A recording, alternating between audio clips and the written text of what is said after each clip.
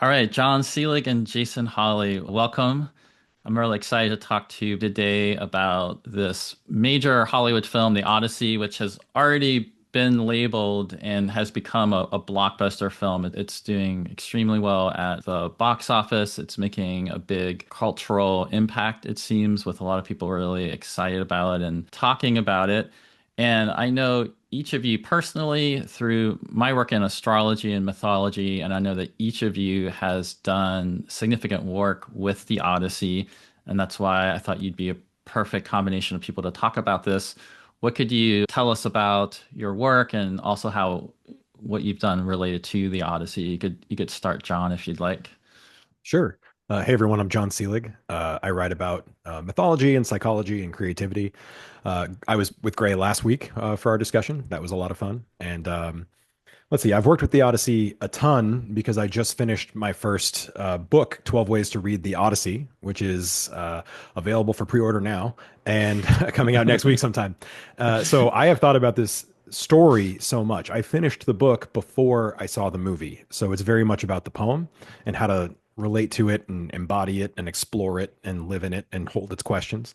So I have a real soft spot for this story. So I'm excited to talk to you guys and see how we can bring some of all that into the movie. Is it possible? Does the movie give us enough mythic power to sort of run with those things, or does it do something else?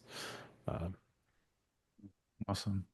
Yeah, and I'm an astrologer and mythology person, and different things. I was thinking for myself, the Odyssey is for me, it's probably the most readable of the ancient texts, the most like I think very suited for people who in our time it's very receivable. And For me, I one thing I used to do with I mean, I have been, walking with it for a really long time, but maybe like 10, 12 years ago, there were several autumn seasons where I would go away to Pagosa Springs, a little cabin in the woods. And usually the only things that came with me were the Odyssey, sometimes the Red Book of Jung, and art supplies and dreams. And I did that for at least, and I would go away for a month. And, so the Odyssey in many ways also, I think dwelling with it that way too was a wellspring of work that I've done in astrology and myth since then.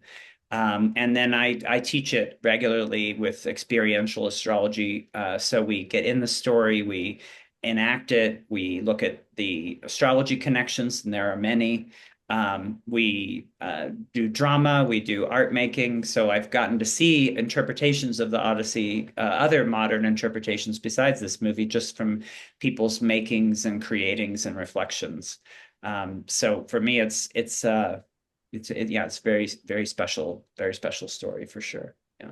Yeah, and I know in addition, so yeah, you through the Hermes Hestia Center, you've been running courses where people you read it with people and you do art and movement and astrodrama and or psychodrama, I guess you could say, and different things like that, right? And working through the story. And I think you've done that at least, I feel like 3 or 4 times. I've done it in person a couple times, and I've done it online a couple times, and I'm sure it will happen. hmm You're Uh, also in the contemporary astrology scene. I feel like you're one of the people known as doing the most presentations with the Odyssey. At least you're one of the people that really comes to mind who, like you're saying, for over a decade, you've been doing work like presentations and workshops. And most of those I think have been focused on Neptune.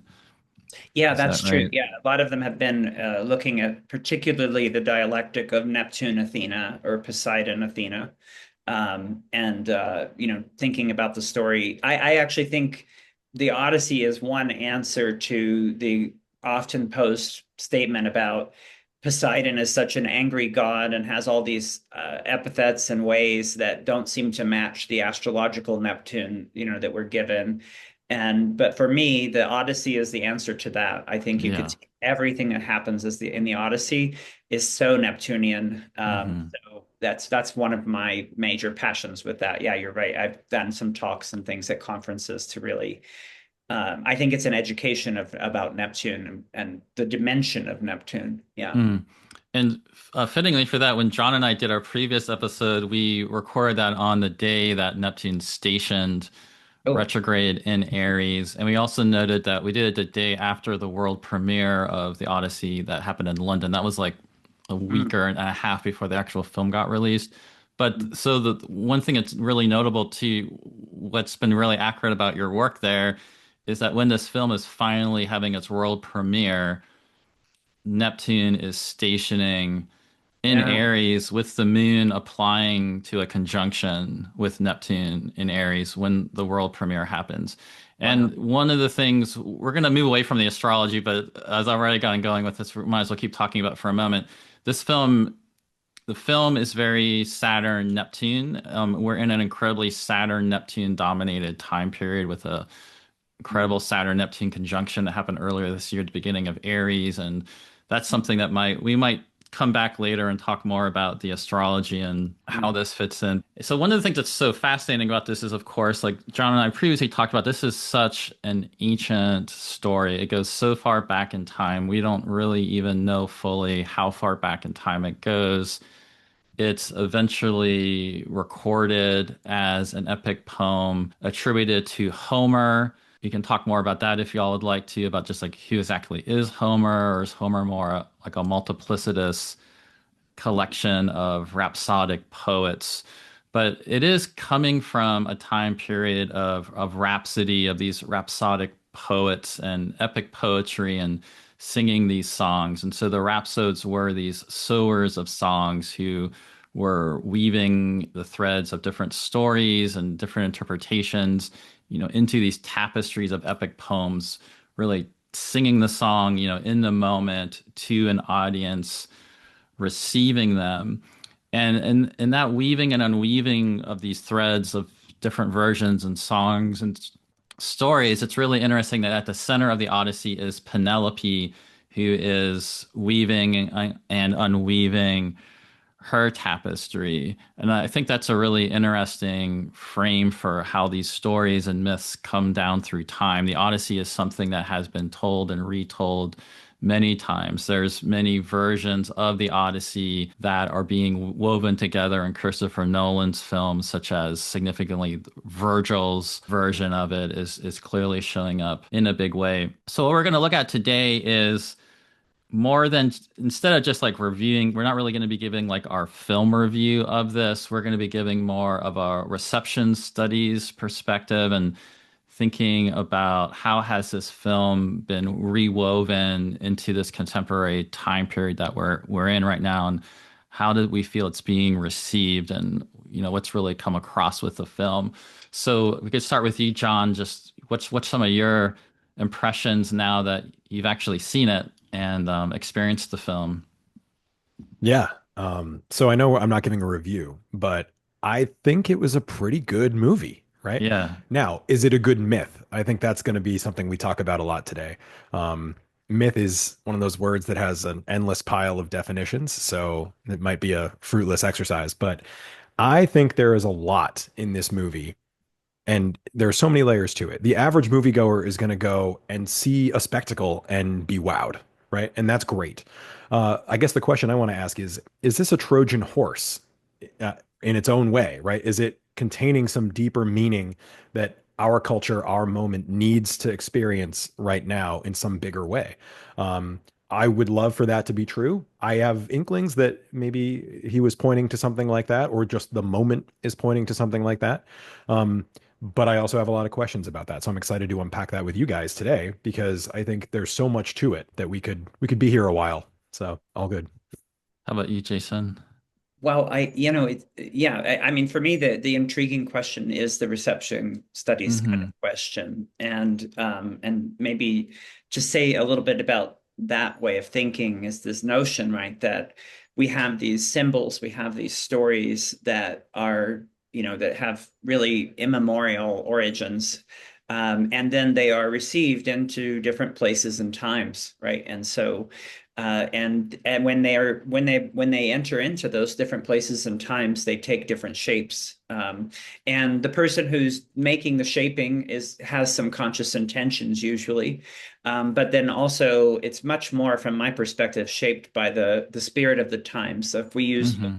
way of speaking, Jung would speak about the spirit of the depths, these deep archetypal realities, and then the spirit of the times, and then the question of how do those intersect. It's a reception question.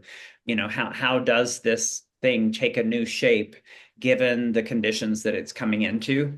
And for astrology folk, this should be really recognizable as essentially a divinatory way of seeing, because really, when you do divination, right, you have a time and a place, and you usually have a concern or a question, right? That's sort of that's the set and setting of a divination, and then the symbol enters that and speaks in a way to that time, that place, those webs of relations, and that concern.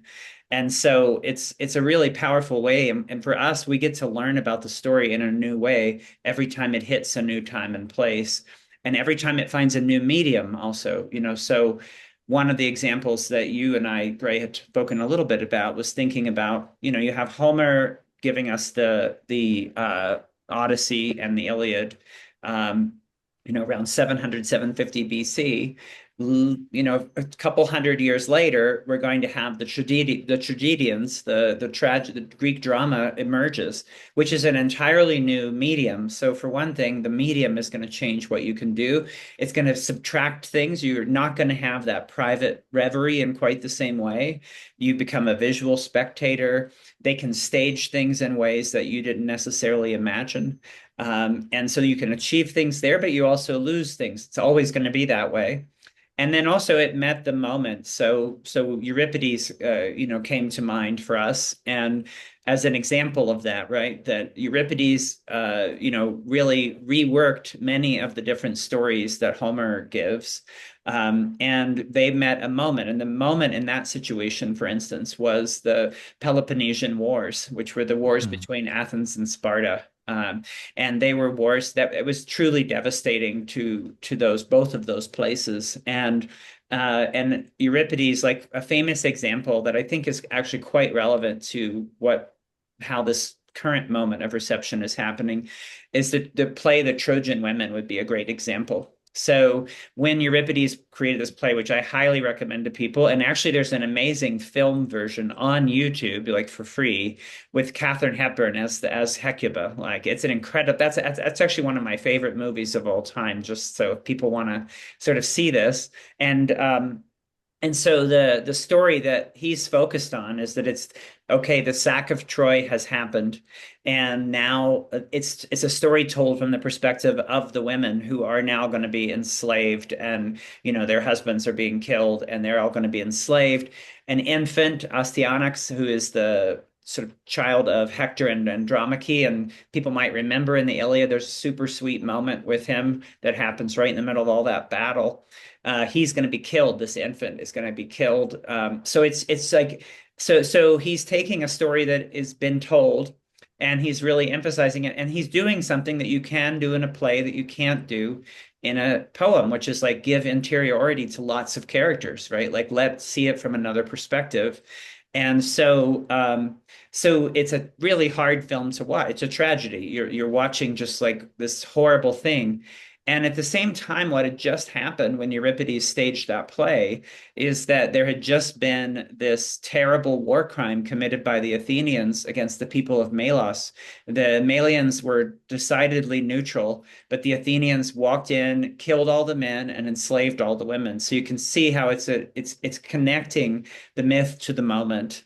And that's what we mean by reception. And so this will keep happening along the way, right? In the Virgil's going to connect the Aeneid and the meta, and Ovid's going to do the metamorphoses and ways of supporting the Roman project when it gets there.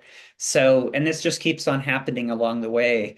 And I think one of the beauties of it, again, is there's authorial intention, like in what the author is trying to do, but there's also cultural conditions that are applying in that situation that make it possible for the myth to arrive in a certain way. And one of the big questions with reception is always this question of, you know, the you at one level the author controls the narrative, but at another level this is myth and it will Trojan horse, like what John said. Like it will slip in, it will shift things, you know, it will appear. But for us as myth people, this is always a meaningful moment because it's just we get to learn the story in new ways. Hmm. And you know, and I think that experience with the Trojan women and the you know that's situated very much where this movie situates. So meaning at the end of the in many ways this movie to me is more of a Iliad Iliad 2 than it is an Odyssey, but we can get to that. But that's what comes to mind for me is just in terms of helping people, you know, think about this. Yeah, that's great. And you're right that so much of the what has turned out to be the Odyssey film is about the Iliad. And I think one, in a similar way, we are living in a time of many war crimes showing up in current events, and that's been happening all through this recent time period. I forget exactly when they first started making this film, but there was certainly stuff like that happening as they were going into making this film, as well as at this time of the film being released. And I think one of the things that's obvious to all of us seeing the film that really stood out, that was an obvious focus of the film.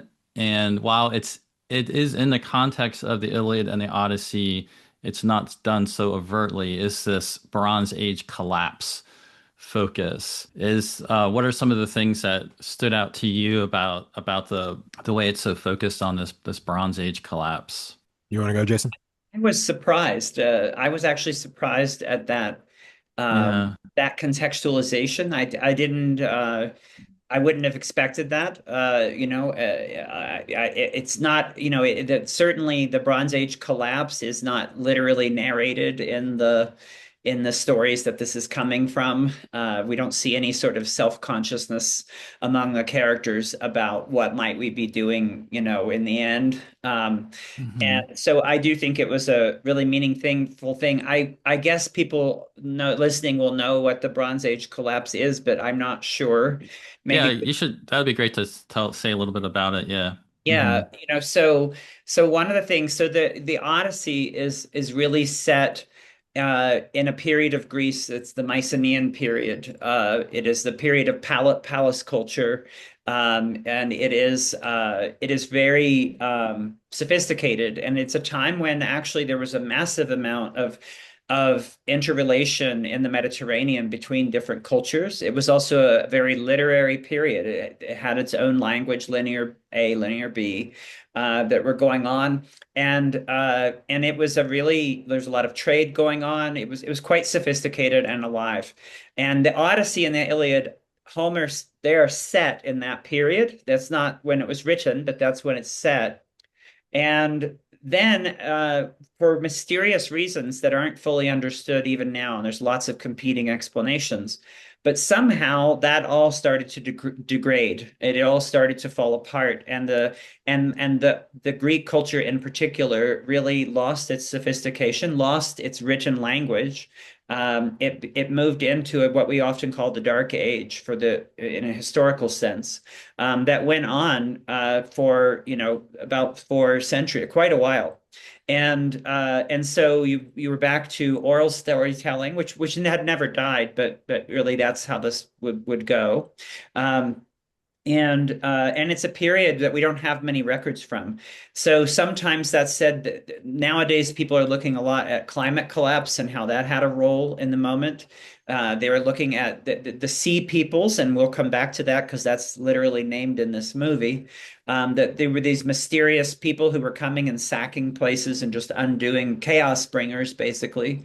So there's that dead period, and then actually just right at Homer and Hesiod, the earliest in our tradition, the Greek alphabet that we know comes into being. And within 50 years of its coming into being, you've got Homer and Hesiod coming on the scene and telling the story of the Iliad and the Odyssey that's set back there. So that collapse, that Bronze Age collapse, is I mean, it's the central trauma of the ancient world in that way, right? It's like and a whole different world, and then we'll get to you know the classical age, and all those things will happen. But yeah, that's the collapse, and so I was surprised that that was that historical piece was being woven in, and actually that the Iliad and the Odyssey, but more the Iliad, were being used as a description of, in quotes, what went wrong.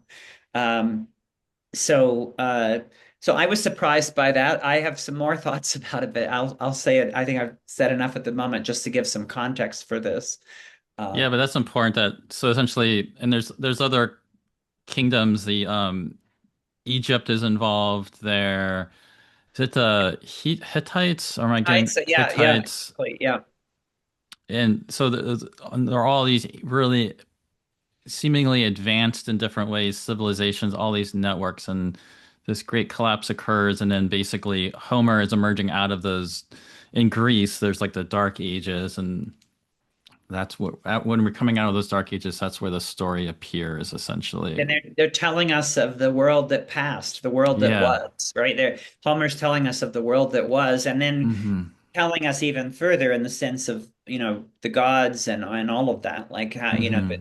but really, in a way, writing of a world that would have been very idealized to them at that moment. Palace culture was not yet really dominant again, and so it's Hmm. remembering the golden age in a way, right? Or not literally, actually, we remembering the Iron Age, but and the Heroes Age, but Yeah. but also in Hesiod, he'll remember even back further. Right. Uh, Right. Well, it Mm. really was a kind of golden age. I mean, for throughout history since this time, uh, every major, not every, but many major cultures tried to position themselves as inheritors of Troy. Rome did it. We see that they tried to make themselves come from, yeah, refugees from Troy. Even the Norse peoples, right? Snorri Sturluson from Iceland, when he wrote down the Norse myths, he said, "Oh, our gods come from Troy." Just like a little one line detail in the whole thing we have for our only source of Norse mythology, our main source. So it's fascinating that Troy does sort of represent this lost golden age when things were better, and how cultures have tried to reconnect to that. And so I think we need to ask ourselves why, if this isn't really present in the Odyssey, and certainly not literally present in the Odyssey poem, why did Christopher Nolan insist on making it the focus of this piece, right? Maybe that's a good place to jump in and start talking about the movie a little bit. Yeah, so I mean, there's definitely it speaks to. I mean, one thing that we were all talking about is, I mean, something that's definitely out there in the culture, and you see it even in the astrology community when people are talking about what's going on with different transits. A lot of people are really focused on a somewhat apocalyptic collapse narrative and talking about collapse. We're headed for a collapse. It's not very necessarily optimistic about how to go to a better place and create a better world. And seemingly, I don't know if people really are resigned to this collapse narrative, but it's definitely something that's there. That's a spirit of the times moment that we're in. How do you feel that the film? I mean, I know we're talking about it, but the actual impression of the film, how do you think that is really meeting this right now?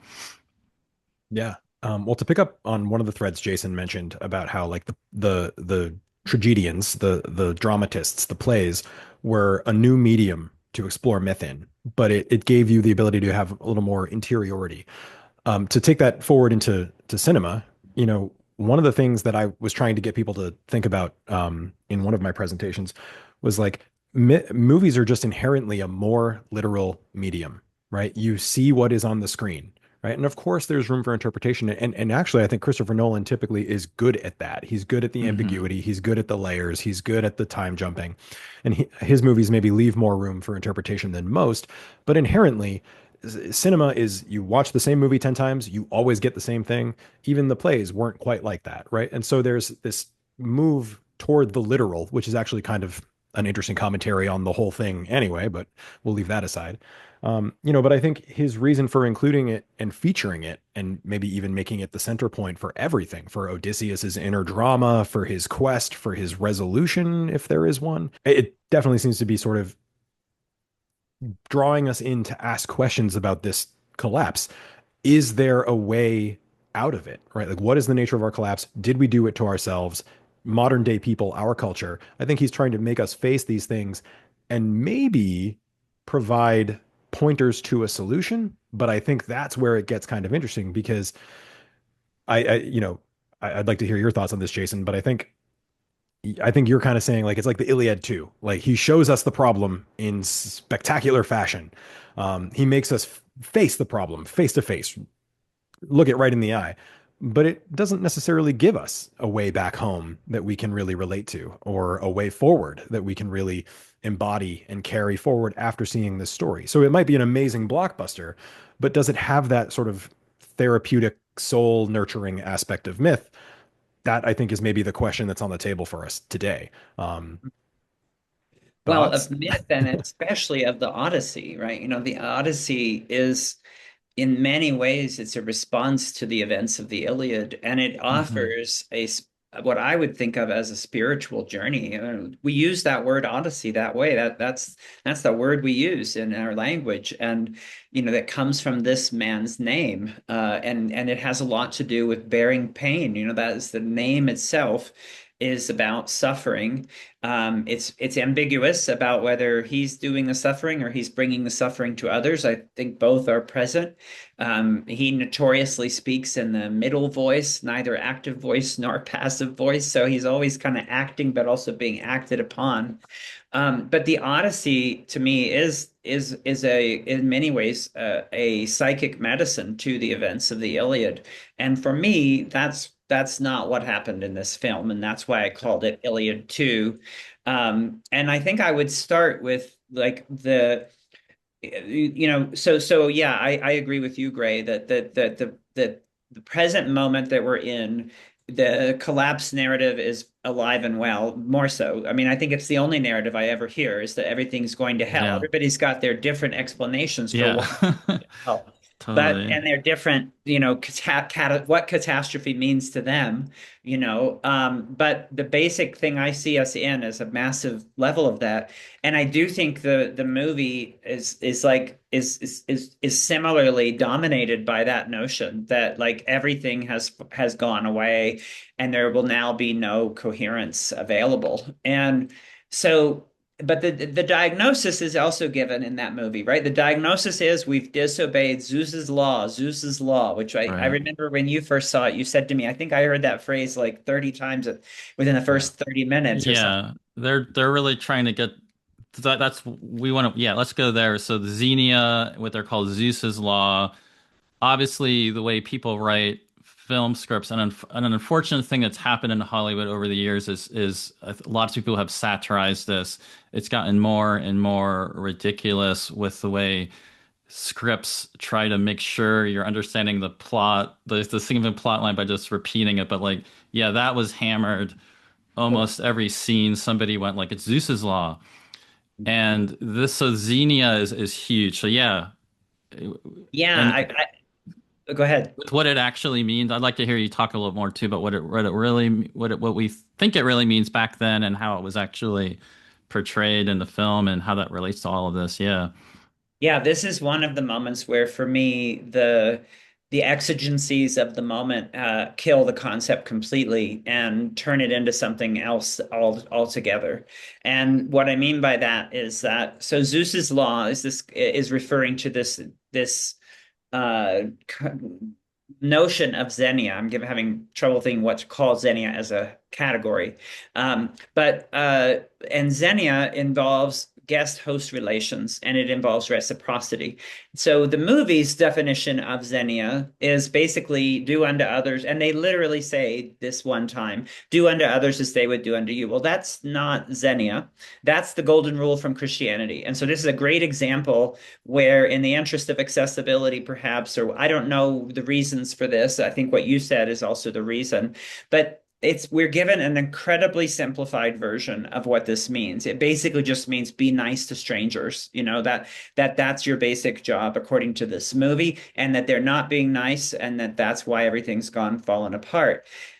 For me, this is really a huge miss because Xenia is a really complex formulation of social relations. It's really a way of understanding how do we all fit together and what do we need to do for that to work well. It's an understanding that we live in a really precarious and fragile world. We're little tiny humans. I mean, the Greeks are a seafaring people. Like they are so aware of how small they are. And we see a moment of that when they're on the boat, right? And Poseidon and Zeus are having their way. Um, but it's based on the notion of like that this civilization is an accomplishment. Like it's an accomplishment in the face of terrible odds of how precarious things are, how fragile it all is. So you definitely need to know that you can count on some things. Like if you get washed up somewhere, you need to know that people will receive you in a certain way. And so it's a form of intelligence. It's a social and ecological intelligence of where do you fit in the system and how do you perform your relations so that this very fragile project called civilization can actually operate. That's very different than the golden rule about which is very personal, like it's very of the moment. Like I'll be nice to you, I want to treat you well. It doesn't have any social or ecological intelligence in it. It's just a very like basic thing. And if the idea is that somehow that's the thing that's missing, and that's the thing that I don't know if there's a proposal here that that would have saved us, it will not. It's like putting the xenia down to this is very similar to me, and believing that, oh, let's just be kind to each other and everything will get better. That is as naive as the idea that you should do your personal recycling and that that will stop the corporate rape of the earth. Like that's insane to me. And that's so missing. There's no politics in that. There's only psychology in that. There's only like, this thing. But there's no class consciousness. Like Greeks have a high degree of class. I'm not speaking in a Marxist way, although that term comes from there. But I'm speaking about knowing where you're situated and having a sense of the situatedness of everything. That's social intelligence. That is what xenia is. It's really a much bigger thing than just be nice to people. But here we get and again, this is a Christianization. I mean, it really is a Christianization. Like that language is straight out of that tradition. And the reason that's really problematic for me is that if we are being shown that this is collapse and it also mirrors our collapse, then if we're being given this idea that it's just that we're not nice enough to each other anymore, then that's not going to address things from my perspective. Like that, Xenia is much more of a political, sociological intelligence, ecological intelligence, that's based on precarity and fragility. Like we need to do these things in order to have the basic operations of society. So Yeah. that's been on my mind quite a bit, is that Zeus's law got really simplified here. Yeah. And, Mhm. and if I can throw in a couple of things, I think the instinct to work in Xenia, Zeus's law, as definitely related to the collapse, the issue, and maybe even as part of the solution, would have been successful had it not been so watered down. And I think you could say that like the golden rule does not encompass Xenia, but Xenia probably does encompass the golden rule in some Mhm. form. Yeah.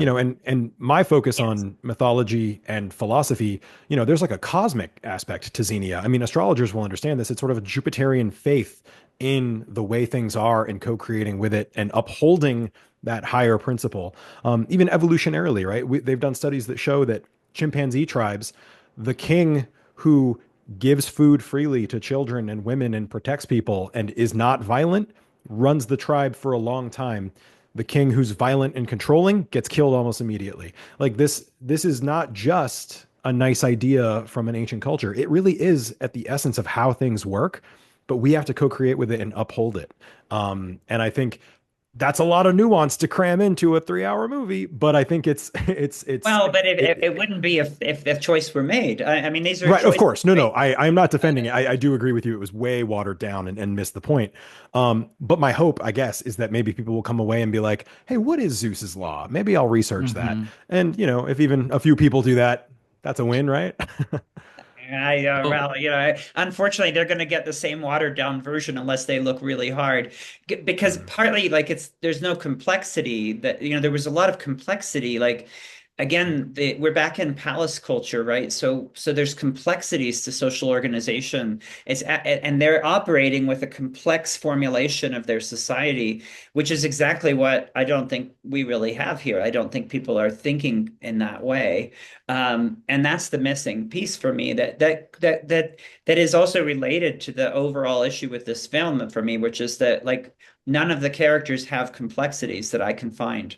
And you would need to show some complexity to character if you want to help understand how they're making their decisions about how to be with each other, right? It's like Right. there's much more going into these choices than just be nice to strangers. Hmm.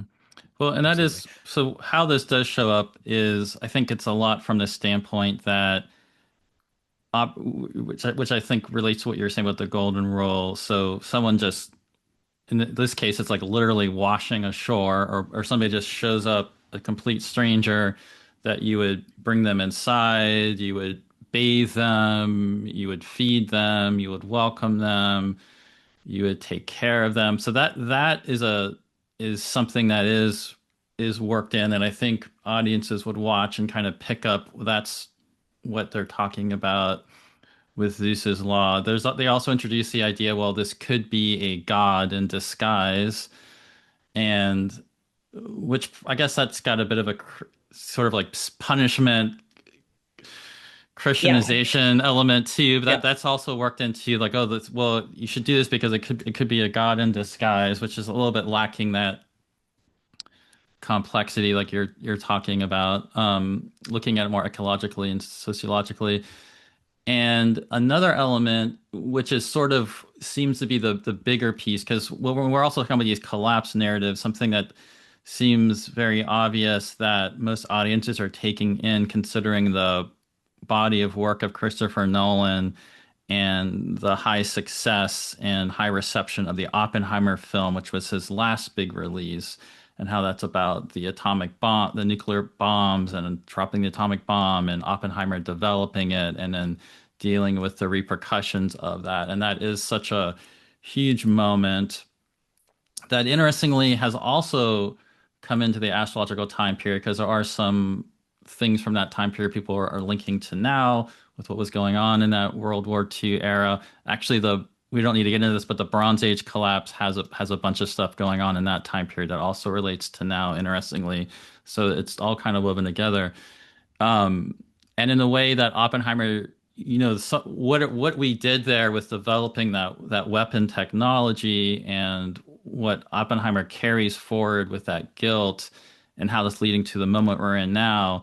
There seems to also be, and it seems also linked in with Xenia, in that that's the Trojan horse. The Trojan horse is the bomb, and Odysseus being like Oppenheimer. Now, whether that just seems to me some way, I'm at least seeing that out there. That seems to be one way it's being received. And part of that aspect is that relative to Athena, the Trojan horse is being received by the Trojans as, well, we have a common deity. We both honor Athena.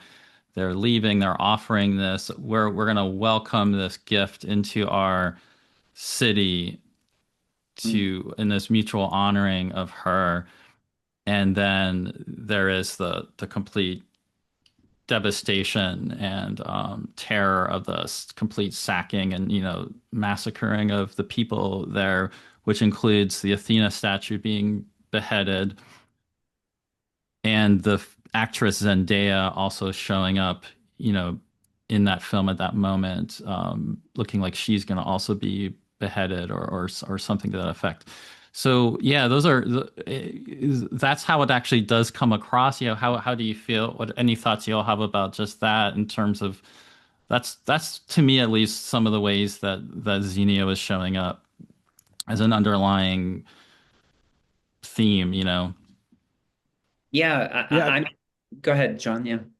I was just gonna say, I do think that was one of the more powerful moments in the movie for sure. I mean, they've Hmm. been sprinkling in these scenes from Troy the whole time, and then at the end, you see just the absolute scope of the horrible devastation and the raping and the pillaging and the burning and the beheading of the statue and the girl. And if you do a psychological reading, you can absolutely understand why Zendaya was Odysseus's Athena, because she was in a sense maybe haunting him. Right now, we're going to talk a little bit about the presence of the gods in the movie and how we might want to wrestle with that.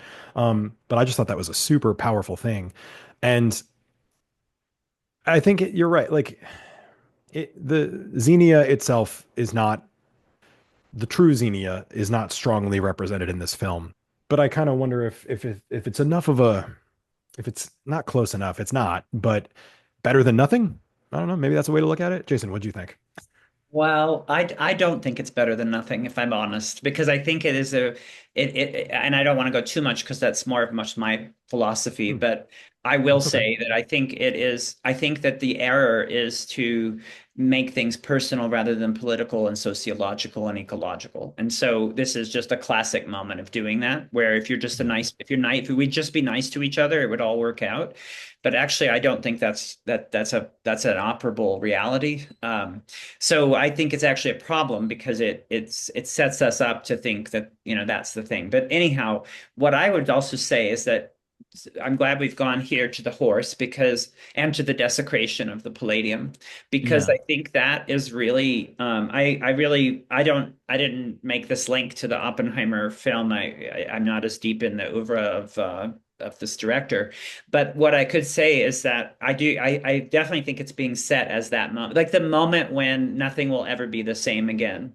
Hmm. And I think that's a enduring thing of Troy all the way through, right? Like all meaning in all the receptions of the story, Troy, by all accounts, the Trojans were the most pious people, right? They loved the gods. They were doing the right things. It was just like not exactly a paradise, but it was a very good example of a functional polis that was centered on the gods. And yet this thing was done, right? And this unimaginable desecration and unimaginable to, for these things to happen.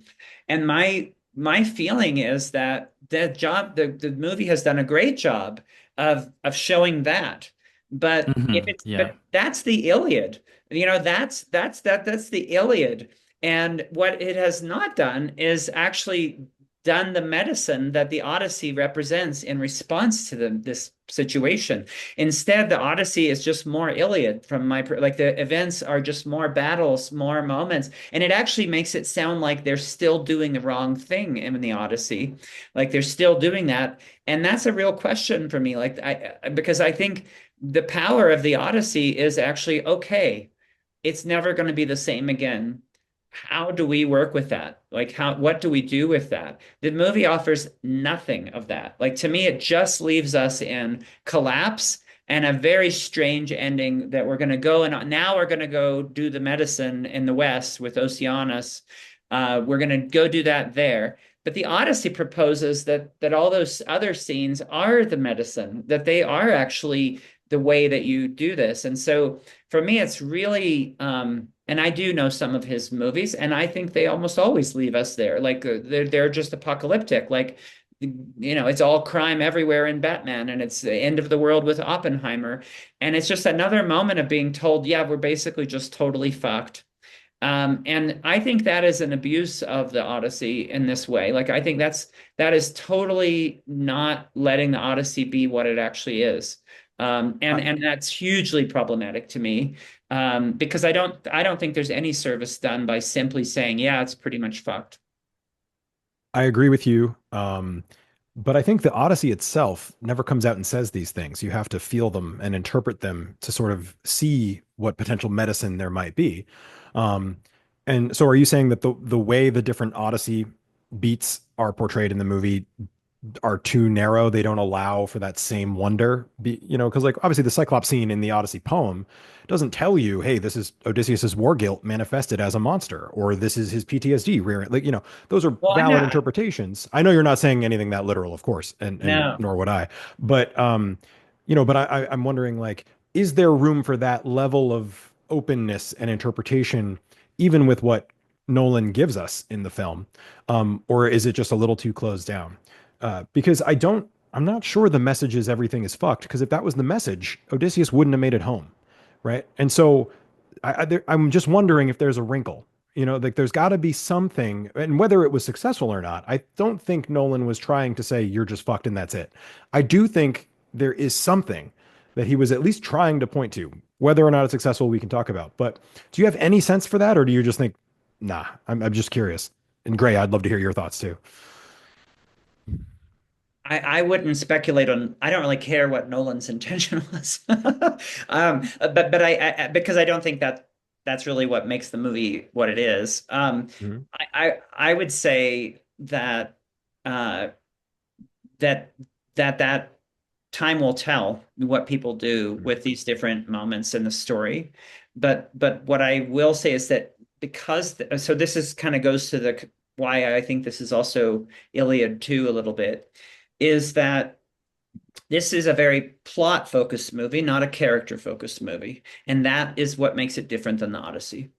Like that plot is the main focus of this movie. It can't help but be when you're trying to do so many actions. You're trying to have so many encounters, so many things. And this is again a moment of reception because we certainly have action orientation is what gets you there in the theater. It's what gets you the blockbuster or what do you call blockbuster movie, or at least that type of blockbuster movie. There are character-based ones, of course.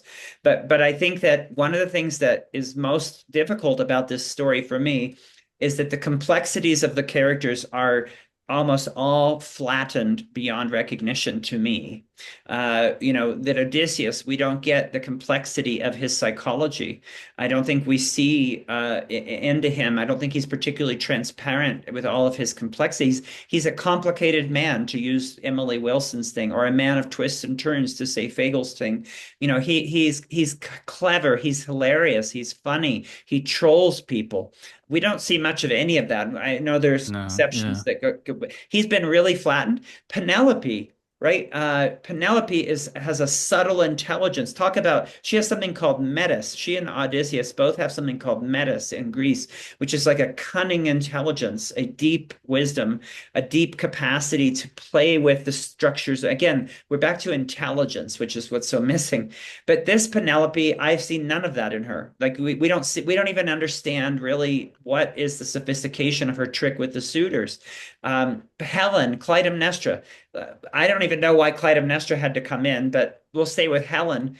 Helen is so sophisticated in the audience. She's so masterful in her in what how she speaks and what she does and what she's able to get people to say. How she's practically a therapist for Telemachus when he comes and cries and she administers these medicines.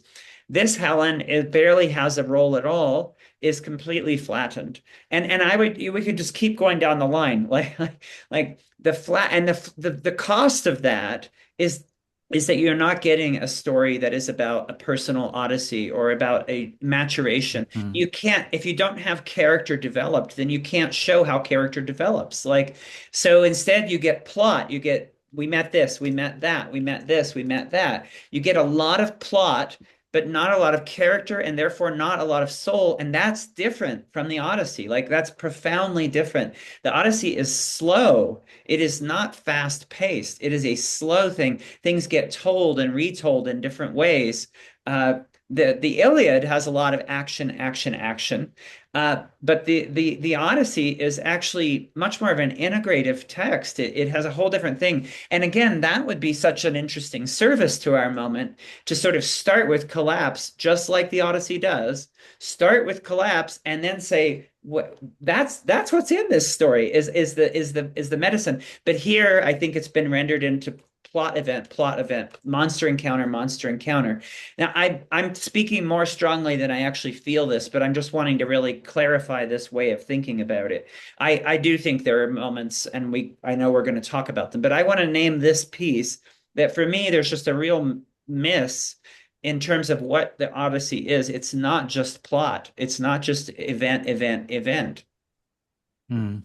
Yeah, and I mean, I think that's probably one of the reasons why the Odyssey was such a is what it is, and people talking about maybe like the greatest story because even I remember like in the 1990s, people thinking, "Oh wow, Quentin Tarantino's doing this like nonlinear storytelling," which I never actually thought was that impressive for doing that, but and Nolan's known for nonlinear storytelling. I mean, I love nonlinear storytelling.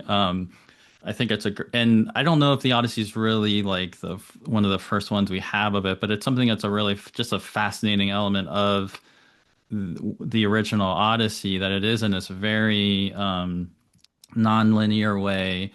And in that way, it's set up as being something that people would identify as this is a film Christopher Nolan can really do because he loves to work in that style as well. And I do think there was a choice made. This is the grandest film ever made on it was so expensive, so as so much scale. If they're even going to break even, it has to be a massive blockbuster. So there was a clear attempt to, like you're saying, make this like a blockbuster film, make it plot focused. He did come in with a very coherent take. Like there's a definite Chris Nolan take on the Odyssey that moves you through it. It's a 3 hour film. It just goes by really quick. Unlike some of his other films I've seen where I do feel they sometimes could drag. This doesn't. It's like it's just moving through. But I think that's the key question that we should talk about more is like where does this leave us? Because like you're saying, I agree with you that there's so much focus on that. All the female characters were really disappointing to me in one way or another. And then I did note that, I don't know all of Christopher Nolan's work really well, but looking into it a little bit afterwards, I was like, yeah, I feel like he's not really known for that. He's not really known for Mm. having complex female characters that have really great dialogue with the characters and intimacy and complexity. So it's not probably surprising that wasn't there, but that's a definite major element that was missing, and I'd like us to talk more about that. But I think one of the key points you're making there is where does this leave us? And I think, John, what you brought up earlier about is this a Trojan horse? I mean, that's the actual hope with it is like, because I agree with you that it seems like it's almost like at the end of the story, he's going off on this odyssey. Like at the end of the film, he and Penelope are sailing off to the far west extremes of Oceanus where the sun sets, and it's like they're going into some great mystery initiation in a way, and they're going to honor the dead, they're going to honor everything, and they're just like literally sailing into the sunset. And Telemachus is, bathed in white and the golden crown. And of all the characters, I mean, I feel like maybe Telemachus didn't get, again, the most like complex um Oh, I think he's one of the best though dialogue, among but them. he was definitely came through. And maybe it was also just like great casting and Telemachus as being this figure who is still honored. So that is something that I do think is left to us. As even Odysseus himself says, I forget the exact line, but it's when they recognize each other, which by the way, it's reminding me of who did get a massive backstory, was Argos the dog. I Oh, think yeah. I think they knew that everybody's going to come into this to wonder, is Argos going to show up? And not only does Argos show up, there is this whole Yeah. massive backstory. Argos is like all through the film, and that did deliver. So that was like, I think that was one of the It's cute. heartwarming moments for everybody, that not only did Argos make it in there, but was really given a lot of attention. We even see Argos as a puppy.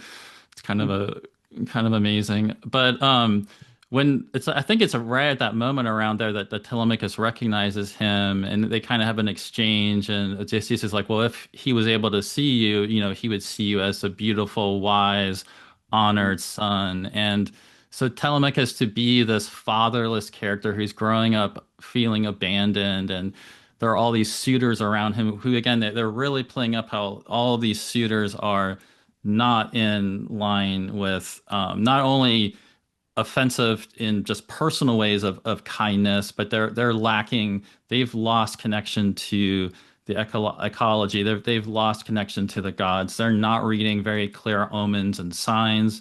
They're not respecting people. Telemachus is surrounded by all of this. So Telemachus is in this fallen age. Like it's almost like showing that he's already in this age of corruption. Yet Telemachus is shown as like honoring the old ways. Whatever sense of honor they sort of portray Odysseus originally had in himself living in Ithaca, it's like Telemachus is clearly embodying that. Telemachus is, when I was watching it, I kind of was hoping at the beginning that Athena was a mentor, but they haven't be like, oh, mentor, you have like the eyes of Athena. And it's almost like they're letting Telemachus see that like he could be honoring the fact that knowing that Athena could be mentor. And so the fact that he's going to become the king, the film does leave off that Telemachus is going to be the king. And there is seeming that's probably where I could go with like, is it leaving us something? Because it's through the character of Telemachus, I feel like. I'd be curious if you, John, feel any of that. Like, I'd almost feel like that's one entryway in that there are characters that are still trying to be in this web of relations. And we can imagine Telemachus might try to set up a just kingdom there, Yeah, I think there's so much to say there, and part of me, I do think Tom Holland did a really good job. I think he fits Telemachus beautifully. They changed a lot of things. They left out a lot of Mhm. things. And I think some of that is, I'm sure Christopher Nolan at the outset was like, I only have 3 hours. Not everyone can Mhm. have the same level of development and interiority as I would like because I only have 3 hours. But I think Telemachus actually came through, pretty well, all things considered. I think the lesson to some degree is when Odysseus leaves at the end, he's going off to honor the dead. That was another theme that perhaps heavy-handedly was brought up again and again and again, Mhm. remembering how to honor the dead. And maybe Yep. that's a commentary on what our culture needs. Maybe not, right? This idea of the return of the king, the return of the patriarch, the return of the ordering force, psychologically, you know, stepping up of the ego, the individuation. I mean, however we want to look at it, there all those things are happening at the end there, and I think Telemachus is sort of the avatar for a lot of that. So I think there's something interesting going on there, and I think he did a really good job. But like we've been saying, it's not as complete as the poem, right? It's not as it's leaving a lot of things on the table, probably by necessity, but it still doesn't have the same punch that pieces of the poem do. Yeah, Mhm. I thought Telemachus was the most recognizable from the Odyssey of all the characters. I actually think they did a great job with that. Mhm. I'm on board with Telemachus. I thought the Yeah. father-son piece was nicely done. And I thought I actually yeah, I suppose it leaves some things out, but to me it really did let the character take a shape. I wanted to just say something back to those suitors for a Yeah. moment because you were saying, the suitors are not being doing the thing and that they're not reading the omens correctly and all that. But that's not in here. That's the missing piece. I Like, guess maybe I'm imagining that. I think they did. Wasn't there some Zeus lightning at some point, and they're maybe ignoring it? I feel like they worked a little bit of it in. I don't It's actually, I think they all do think that's Zeus, but the yeah. reason I'm naming that is it's exactly the thing I'm trying to talk about is that the suitors, we basically just get the idea they're just bad people, but they're not, but in the Odyssey, they're not socially, ecologically intelligent. They're Hmm. stupid. Like there's a stupidity to them, not just a not niceness or coarseness to them, and I think that's one of the really important things. Anyway, I that kind of stood out to me. And I do want to say, like, in a way there is fidelity in the same. Well, what I'm about to say is like I find the ending of this movie intensely unfulfilling and unsatisfying, and I also found the Odyssey's ending. I mean, the end of the Odyssey has our first moment of what will later be called Deus Ex Machina, where the suitors have all been slaughtered, and now their families are upset about it. And there's just a magical waving of the wand by Athena that makes them all forget, and then they're just going to carry on. So it's Hmm. quite unsatisfying in that way. It's again politically unsatisfying, like it doesn't really give you much to work with. And I think in this movie too, like again, basically we've just been given a lot of exposition of what went wrong.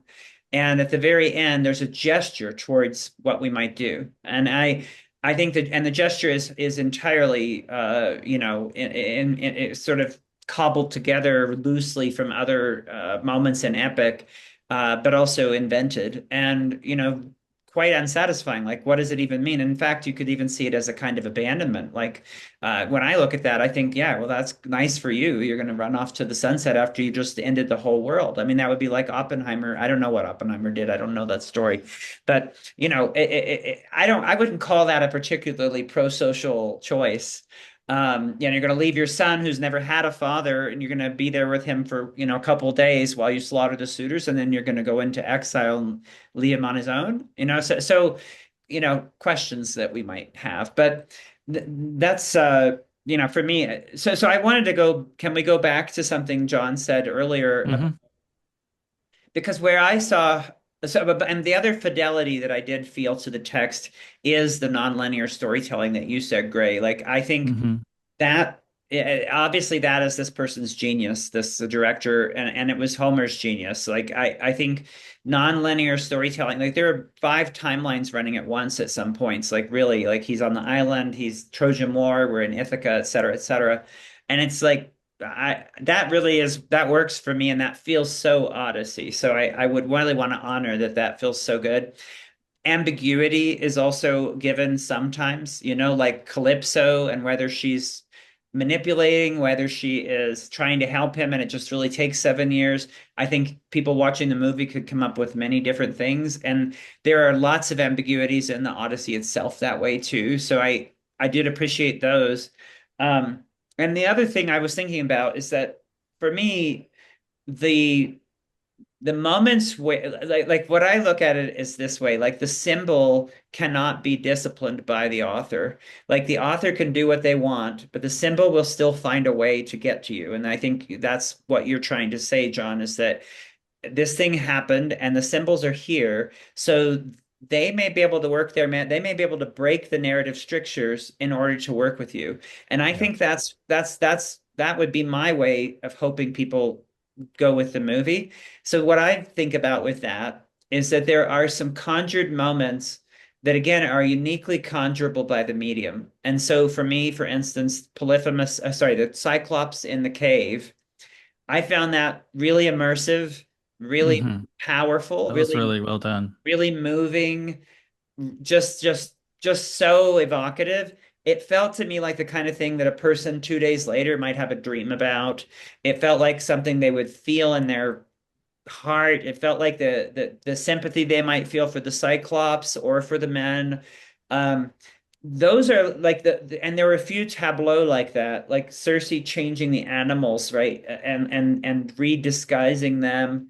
Like those moments to me are so immersively, this is where the genius of the moment of the filmmaker and also the whole crew, whatever, like that is a filmic moment that can immerse you in a way that's so special that I think your imagination you can be the emancipated spectator. You don't have to be disciplined by this strong, heavy-handed narrative.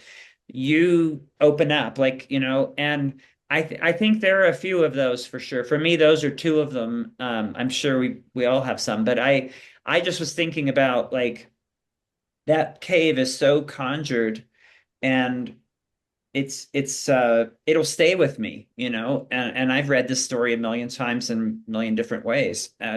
But so I do think that's where I think the magic could occur. With again you have to have the emancipated spectator, who the soul will do its own watching of this movie, whatever he's trying to tell us about mentally. I was thinking about that, when you asked Mm. that question. What about John? Do you have some other ones that really you like in terms of the maybe more of the fidelity, to use that word Jason was just using with the what came through strong for you? Yeah, absolutely the Cyclops. I mean, that's going to be in my brain forever. Like it's just such a well done piece of filmmaking. A lot of people were upset that they didn't have the whole nobody sequence. Right. Which, yeah, I actually heard in an interview he tried to. It just couldn't fit tonally with what needed to happen. And sure, maybe, and so but I just think it does what it needs to do, and it's just super powerful. The almost horror movie like moment when Scylla Skilla, grab yeah. yeah, Hmm. just grab someone off the ship. I mean, totally if I mean half the theater jumped, like that was a really powerful moment. And I think you're right, Jason. Like those little moments, that is the mythic. What is it that we're Yes. describing with those? It's a Yeah. powerful image that grabs you. That could be a definition for myth. I mean, that's maybe those are the things we should be focusing on. Because there are a few of them sprinkled out throughout the story. Absolutely, the Cersei, pulling the Yeah. faces of the pig. I mean, unbelievable, very like unsettling. And I think I mentioned this before, but those are mostly practical effects, which blew my mind. It's not even just all computers. So. Those are maybe the moments that are the portals into the myth, even if the structure of the movie is a Hollywood blockbuster. And, I feel for the mission, right? Christopher Nolan was basically said, we'll give you a bunch of money as long as you can do it in 3 hours and reach billions of people and make them like it. That's a tough mission, right? Hmm. The most complex, twisty turny, polytropos story of all time. Get it down to 3 hours and make everyone love it. That's really tough. The fact that there are these portals into myth and these meanings that are at least being pointed to, I see it as kind of a victory, and I always try to remember like, is this the movie I would have made with, whatever $1 billion? Like, no, it's not. I would have made a very different Odyssey movie. But I'm also not Christopher Nolan. And he's no Homer, but he's probably one of the most regarded filmmakers of all time. So I want to assume the best. I want to assume that he is making the changes he's making for a reason. He's aware of the things, that he's leaving out. He's making these decisions. Yeah, I did feel like Penelope was flattened, and I sit with that because I think truly the Odyssey, one of my favorite readings of the Odyssey is as an encounter with the feminine at every phase of the feminine that's Yeah. restorative to this, man who fell for the Kleos glory propaganda and made a big mistake and was traumatized and has fallen from grace and is trying to find his way home, but he's unable to do it. And the feminine is the way that he heals that. But through several back to back to back to back to back encounters with all aspects of the feminine, he is eventually able to see the way home.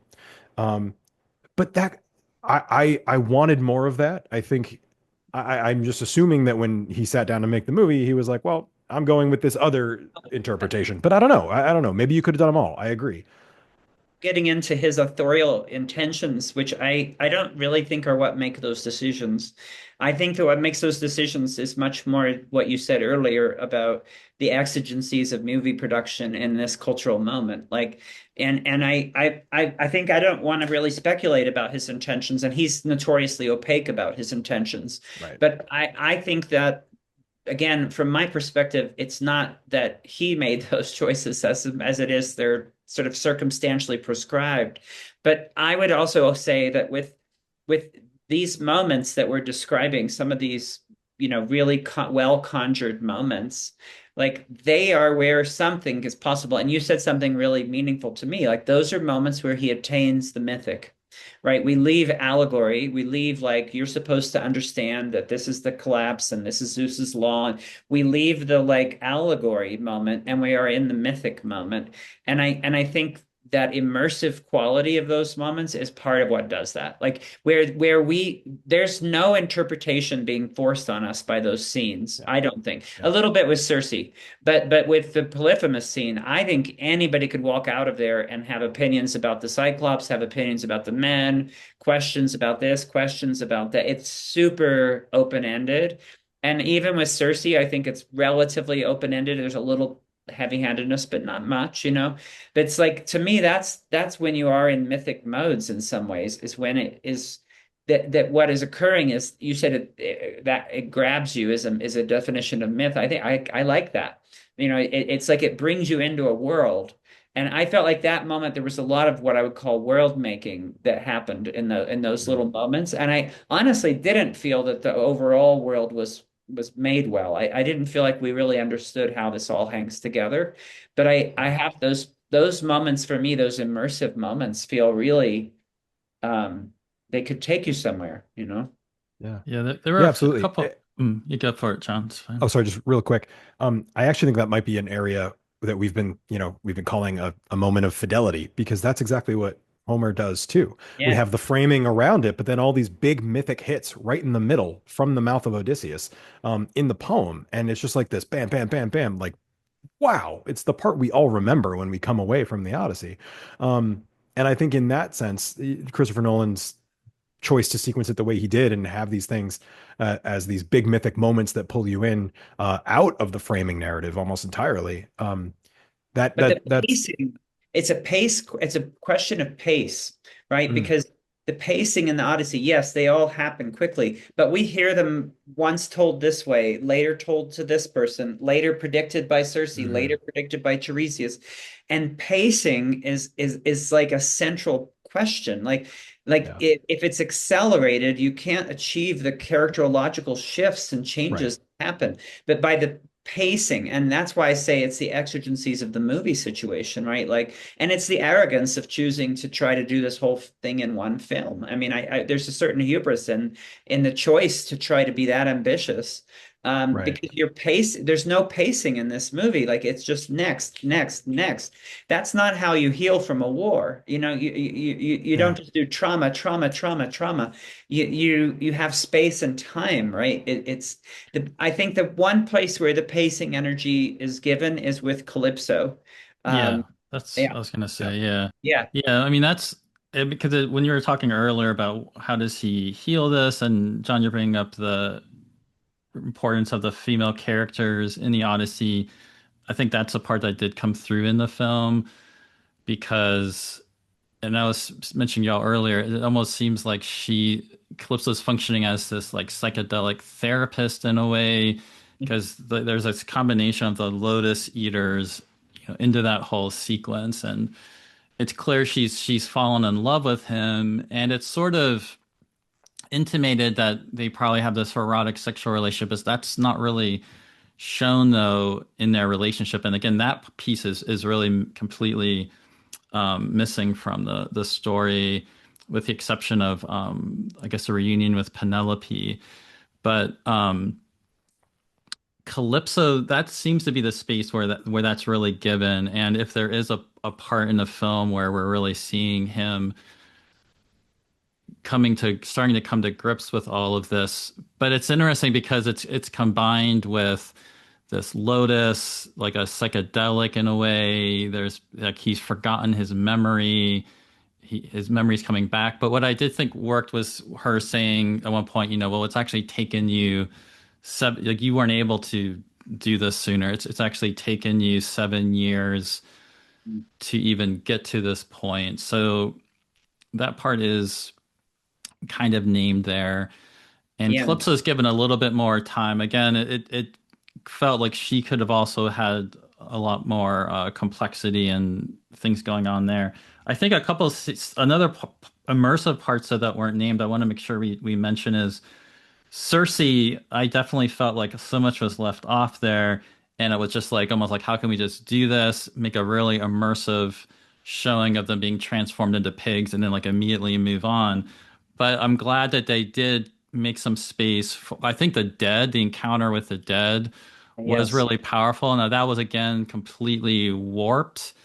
And we haven't talked about Sinon yet, who becomes this major character and is even one of the dead that's speaking, along with like Agamemnon, who we haven't spoken of yet.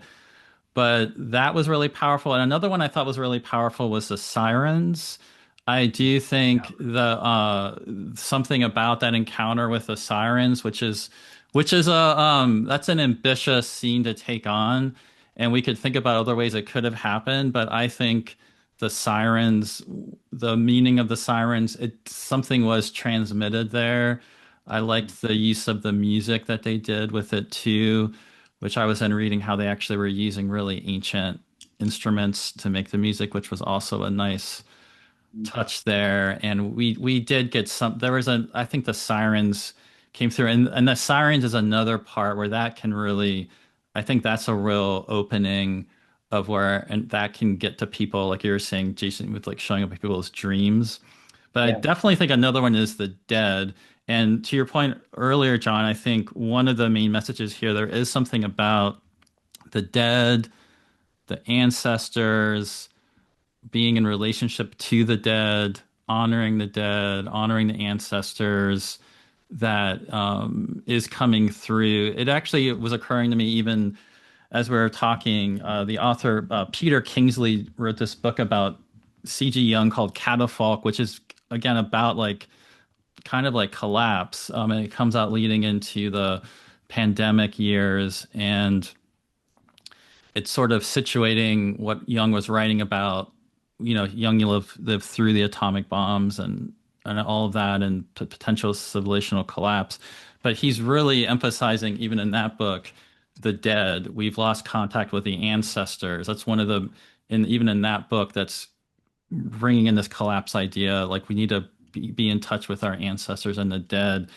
And so I do think there is something about that theme that I think did come across really strong in the film. And then the scene of them pouring out, and it was also kind of interesting the way they did it. You know, I do think there was something immersive there about the darkness and the pouring out of the blood, and then these figures emerging out of the ground and speaking. And I guess it was basically Sinon, Agamemnon, and Tiresias. And we didn't get the full Tiresias prophecy, but we got some of it. Yeah.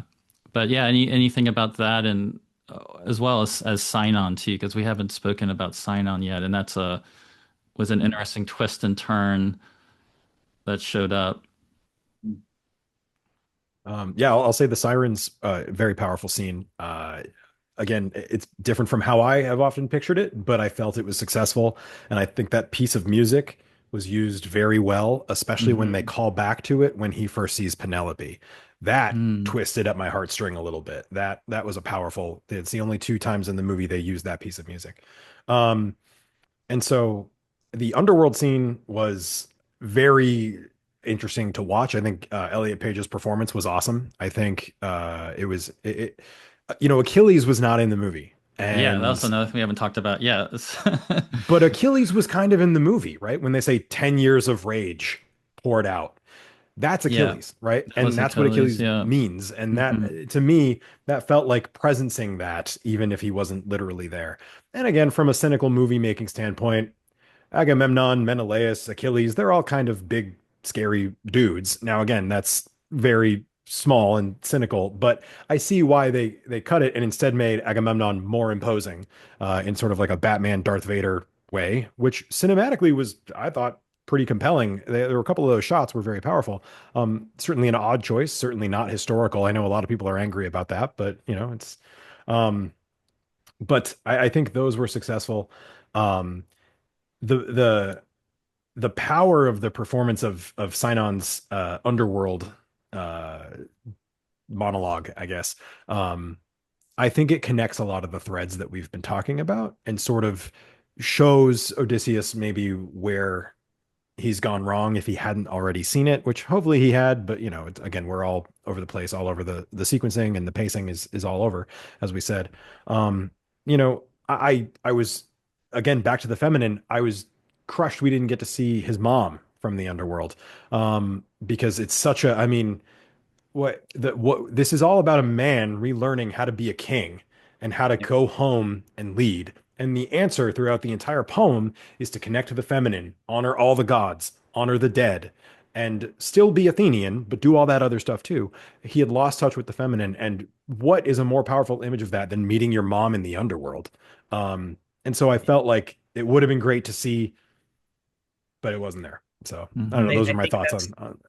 Yeah, I think that's really the issue. And what you just described as the summary of the Odyssey, it's a man coming back from a war, learning how to be a good king, is not what we've been given. Like he's actually going Right. to go into exile and stop being a king because he hasn't learned anything. I mean that that would be my way of seeing it. It's like there's a real question mark of that. And I appreciate you bringing like yeah, the erasure of the mother. I did also think, though, that the overall effect of the Nekia of the encounter with the underworld was again very profound, very powerful. Another moment where the dreamer in a person watching would feel permission to go where they need to go, Hmm. and really summoning something really important about a very Like that's a very important encounter. And again, if these had their space to kind of open up a little more, if we spent more time in these different spaces and weren't trying to put the Iliad in here too, we'd have a lot more space. You keep speaking about 3 hours, but like 3 hours, you could do some stuff if you didn't have to do so much exposition about Troy.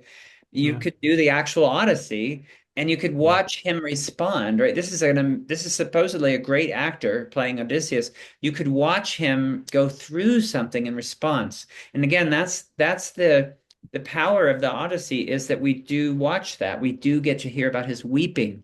I don't see much weeping going on in this movie. We get to hear about his joking. We get to watch him in response to things and we get the luxury of pacing. And that could have been there. There are ways to do that. You know that I'm not putting this at the director's doorstep. I'm saying it's our moment. Like, what are we able to actually sit still and go through together? If you want Yeah. to get the Odyssey, you have to bear pain and suffering. Like, not just action, action, action. You know, it's like there's an integrative energy that the Odyssey, the text has that this film is not able to do. It's integrative.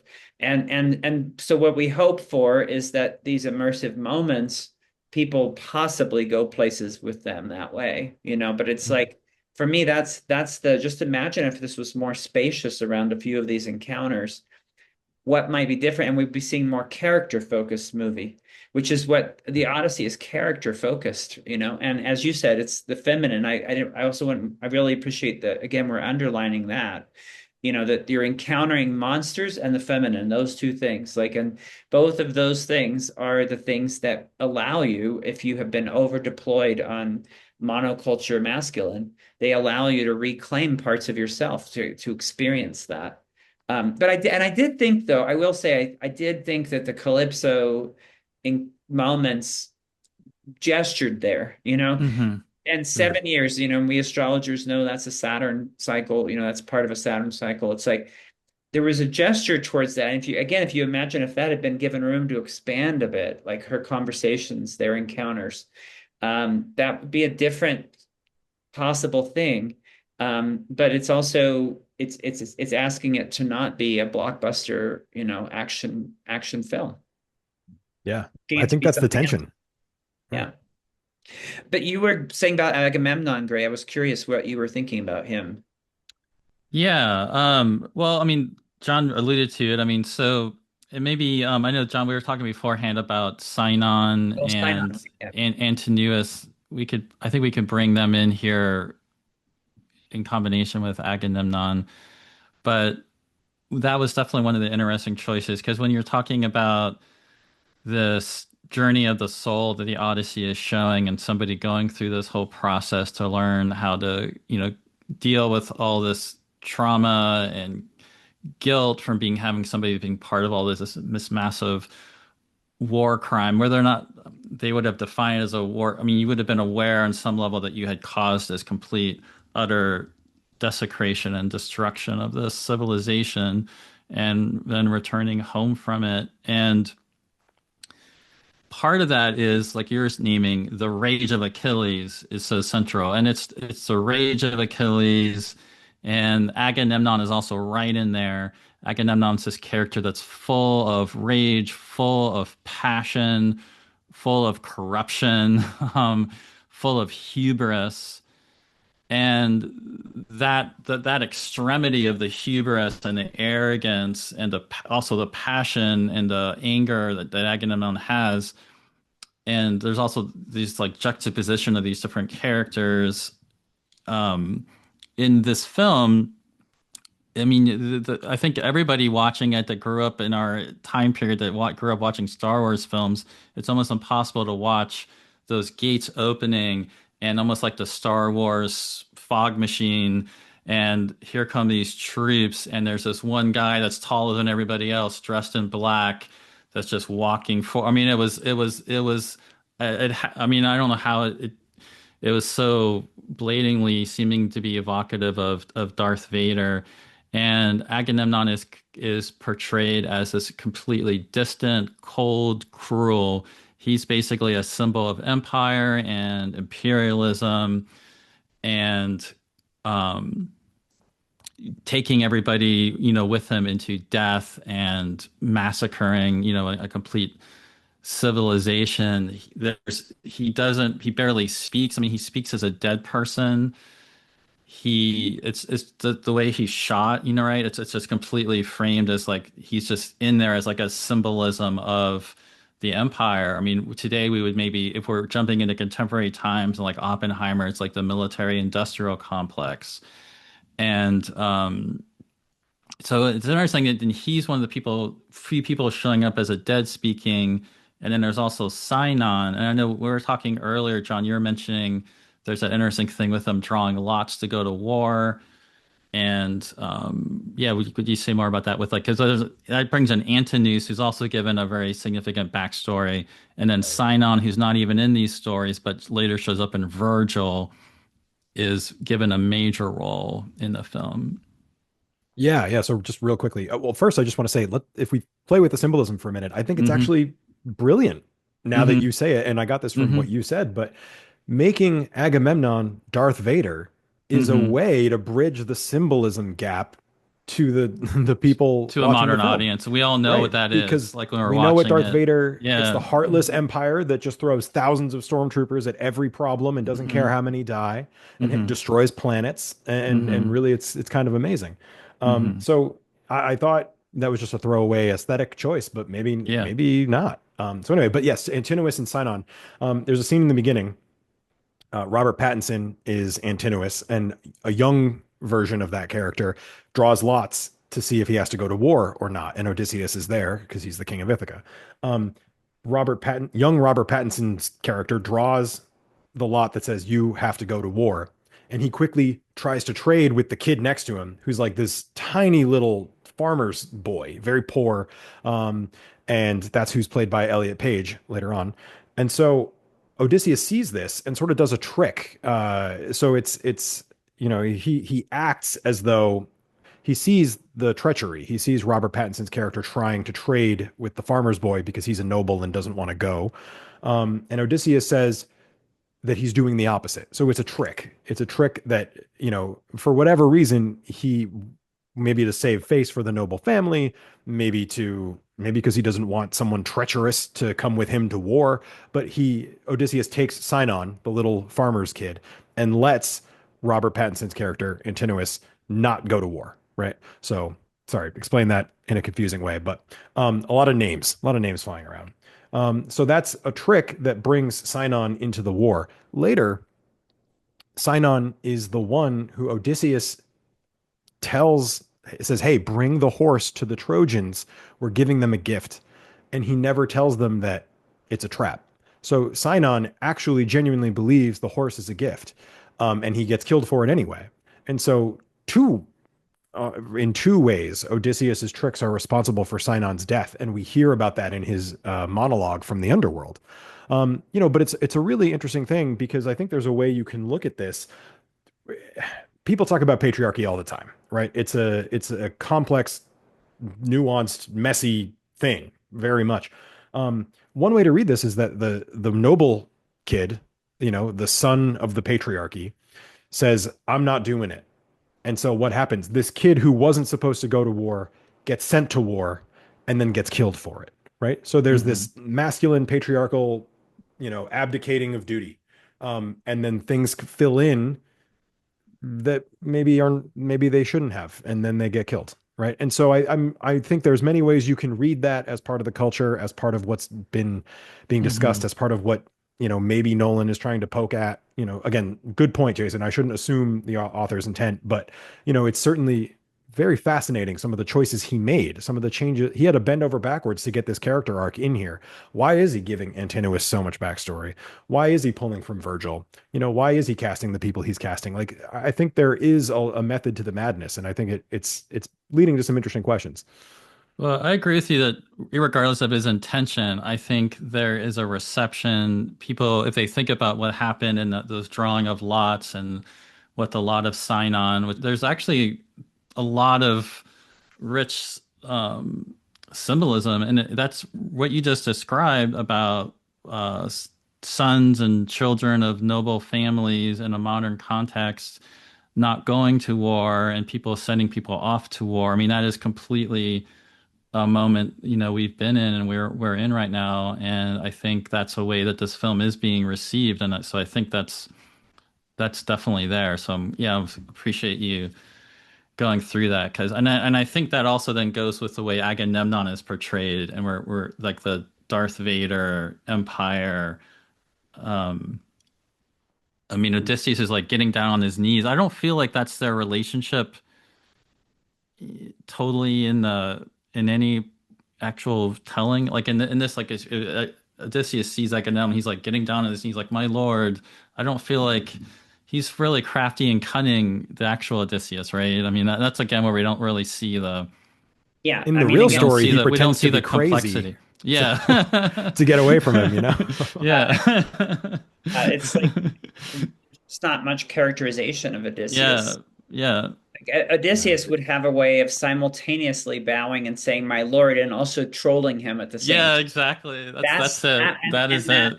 that would Yeah. be Odysseus, right? Yeah. Like he would Yeah. have a way to say it perfectly, so you can't land it on him that he just insulted you, but Yeah. he would have insulted you. Yeah. And I think, like again, this is just I mean, the missing Achilles to me is a meaningful miss only because it would differentiate different models of the heroic, because Yeah. Achilles is a very different kind of hero. Odysseus is such a different kind of hero, and that never comes across to us. I don't think there's ever any contrast. These veterans could all be the same people, basically. Like there's Yeah. not Agamemnon, he's sort of turned into just an archetype, but there's not really the character of Odysseus. Again, we're really suffering from action at the expense of character and of like really getting to know who are these people.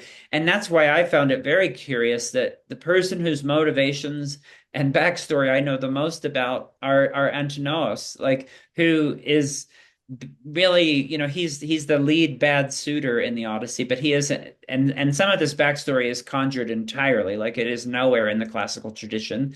Sinon, of course, is later, but this notion about draft dodging and all of that, that's not really there. Hmm. And it's just hard because it's like, yeah, the Achilles presentation would be really meaningful, and it's so interesting that the Achilles in the Odyssey is like in the Iliad, Achilles is like the guy you want to be, and he's going through something, and he gets too big and all that, but in the Odyssey, he basically says, he says actually part of what Christopher Nolan's trying to say. He says that was all insane. I should have just stayed home. I don't know why I thought that glory was the thing I should be going for.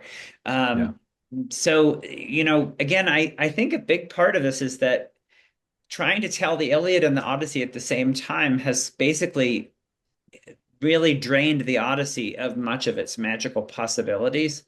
And that's to me the hard thing about it is like it's like the Odyssey has a lot more spaciousness and characterological stuff, and that's Achilles speaking to Odysseus is one of those moments that would Mm. happen. Yeah.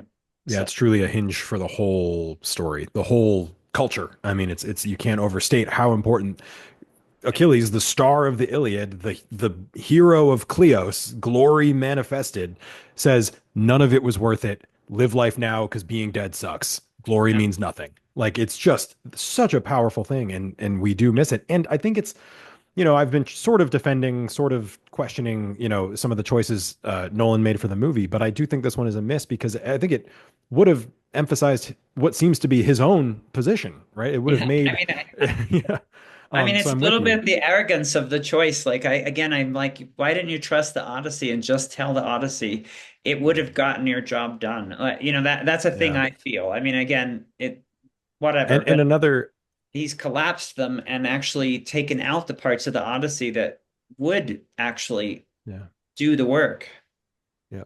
And another thing you said that I was thinking about is, I kind of feel for Matt Damon because he's a great actor. He could have pulled off a version of Odysseus that I think so. does what you said, Yeah. that could have been the tricky but sort of respectful but still kind of putting you down Right.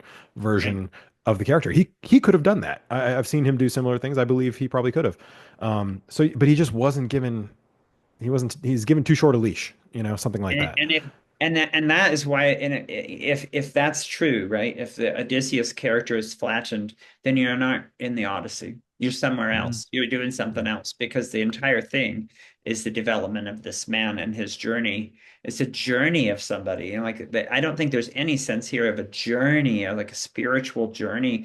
And again, spiritual is conjuring something that I don't mean to conjure, but like he's going through something, he's grieving, he's working. Again, calypso moments are the one place where there's a gesture there. Hmm. But otherwise, I Yeah. just don't see that happening. And I agree. I wrote to Gray a few days before it showed. I was like, oh, this could be a real threshold role for Matt Damon, like a moment where he'll move to like an elder actor, because there's such a maturity in the character of Odysseus. If it, and I thought, wow, this was a nothing burger role for him. Like there's no character here. He's just Yeah. kind of Well, I think a really crucial element of what you're describing is, I mean, so much about Odysseus is connected to Athena.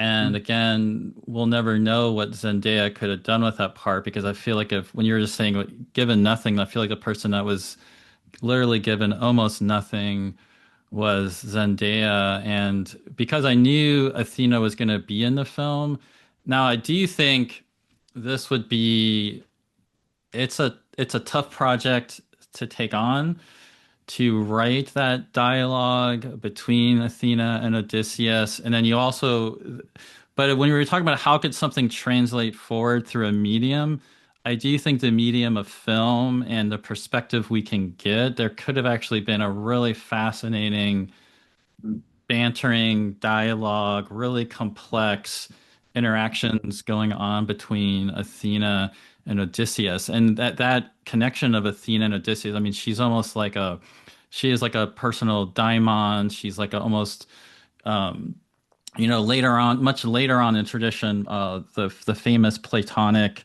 philosopher Proclus, who's kind of at the end of that whole stream, is well known for having a sacred marriage to Athena. Even at that point, much later on, the Hellenistic era, she's still very alive and present in people's lives who are literally feeling, who are married to her, right? In a very like real way. And that really was not in the film. She had a few lines. You didn't really get a sense of Athena and him interacting, and I didn't. I felt I was really disappointed by not seeing enough going on there between them. I'm glad she at least was in there, and that's really this is a big notable thing that we haven't talked about. We need to make sure we do is just how the gods are being portrayed. Athena was the only one in the film that showed up. So, for example, Hermes comes in the story, and Hermes we don't see Hermes at all. Um, and one of the things about how this is being received by people, I don't think this is totally how people are seeing it, but because Zendaya is shown playing this woman at the massacre of Troy, and she's being held down. It looks like someone's going to bring a sword down on her head. And then they show the statue of Athena being beheaded. I've definitely seen some people on social media commenting like, "Oh, this is like Inception," or this is like this traumatized person, and he's creating her out of his memory, and he saw this priestess of Athena being murdered during this massacre, and now he's imagining her being with him. And I don't know whether or not it was intentional or not. That was definitely not my interpretation. So I mean, I'm really curious how y'all felt about it. But what I was very feeling was that it was Athena the whole time. Athena is a shapeshifter, and Zendaya was embodying a real form of Athena. And my impression, just watching it live in the moment, was when Odysseus saw that the statue of Athena was being like beheaded, he saw simultaneously whether that was a real person that she'd shapeshifted into or a vision, but he's essentially seeing that Athena herself, by that act, there is like this violation. And, as he's coming to all these realizations in Ithaki at the end, we see her kind of almost like reaching out to him and she's being really emotional. It seems like she's almost like fading away. At least that was like an impression. I need to see the film again to see how it was actually. This might be my own memory telling stories here, but I was sort of seeing that almost like she's really emotional and she's like fading away. And it really brought up to me the version of Astraea that shows up in Ovid in the Roman era. Also, Aratus, who Library of Alexandria, Constellational Stories, also describes Astraea as this goddess who was really justice.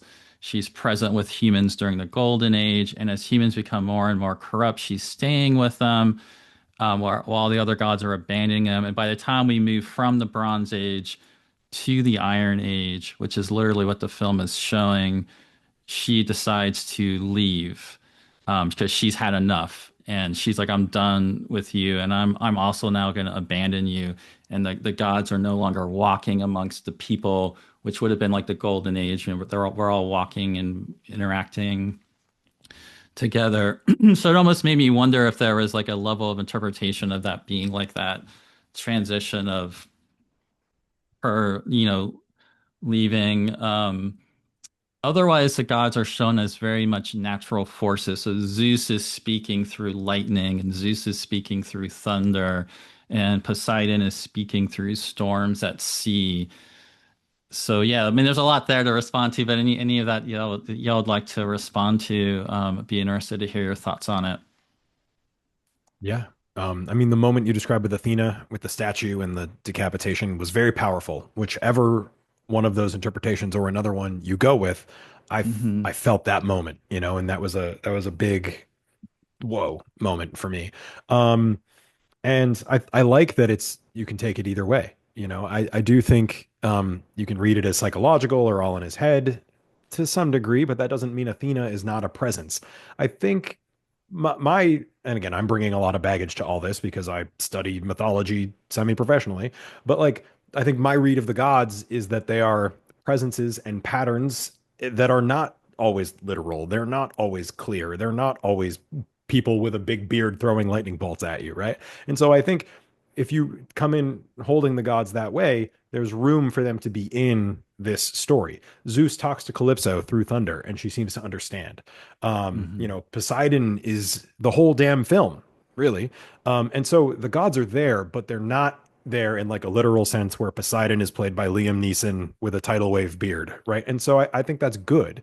Um, Not that I wouldn't want to see that in a different world, in a different version. Yeah. But I think I do feel the gods are presenced to some degree, whether to fit Nolan's aesthetic or to reach a wider audience. They're sort of held in this sort of like middle way. Are they there? Are they not there? But I found it, I thought it was interesting. I thought it was not necessarily, um, I think some people are saying it's all a figment, and I don't think that's how it's presented. What do you think, Jason? I well, I think what you said just now, John, at the beginning is really important. That that Athena being a kind of introject of the girl that he witnessed being killed, that doesn't feel incongruent with me to that being the way the goddess comes, because I Right. think the gods come through symptoms, they come through dream images, they come through traumatic experiences, so for me that would actually, I think that's actually a very meaningful take on the gods in our time, that's how we narrate the gods through clinical diagnosis. Yeah. We call it bipolar, and they call it, and I call it my Uranus Mercury conjunction, or whatever. It's like I think that's I actually like that I didn't have that interpreted as a live viewer. Probably just because I'm steeped in the story differently. I just thought that's Athena. It never. Yeah, that was what I was thinking I mean, too. I Yeah. think I think Yeah. we were kind of coming in that way, but I love that people went there, and I think that's a very important just way of seeing that we don't think that the world has been disenchanted because it's narrated in different ways, and we can gaze at something and really see the God in it, even if it is a trauma sequelae. And then with the gods and their non-appearance besides Athena, their non-like literal appearance, that's very congruent to the Odyssey itself. The gods, the only moments I can think of are Athena accompanying him in different ways, and also becoming mentor, and Mercury coming. And I don't really remember if Odysseus is present when Mercury comes to Calypso. I don't quite remember, but either way, my point being that the gods in the Odyssey, besides Athena, are not close to the humans in their forms. They are in the Odyssey more than they are here in the sense that they're having counsel and having arguments about what to do. But they've already gotten further away than they were even in the Iliad, right? They come in and do battle in the Iliad, and they have their own battle with each other, and then they also battle with some of the soldiers and things. So we are already further along to Astrea's detachment, Right. as you said. And I actually did really think, watching I took that beheading of the Athena statue as a kind of also a nod to the thievery of the Palladium, and of Athena's sacred Palladium that Odysseus and Diomedes do. And that's Hmm. briefly mentioned in the Odyssey that she had been angry at him about doing that, but now she's come around to him again, to Odysseus again. And I actually did like that felt very good. I don't know, for some reason, honoring of Athena through acknowledging the desecration of the Palladium, that felt to me particularly meaningful and like a thoughtful thing. Like, something about that really felt on track. Yeah, I also didn't. Oh, and you conjured Gray the moment when he and Penelope are speaking through the screen, and then she is nearby, Athena, and I remember thinking, like, though, that she was pleased that something got named. Like, he named the doing of that, and that is actually when she had a big reaction that I interpreted as her saying, you're getting it, Getting it, yeah. now you're getting it, Hmm. and I have to say, like, although Penelope, like, it's just such a thing is not there, I still did feel it.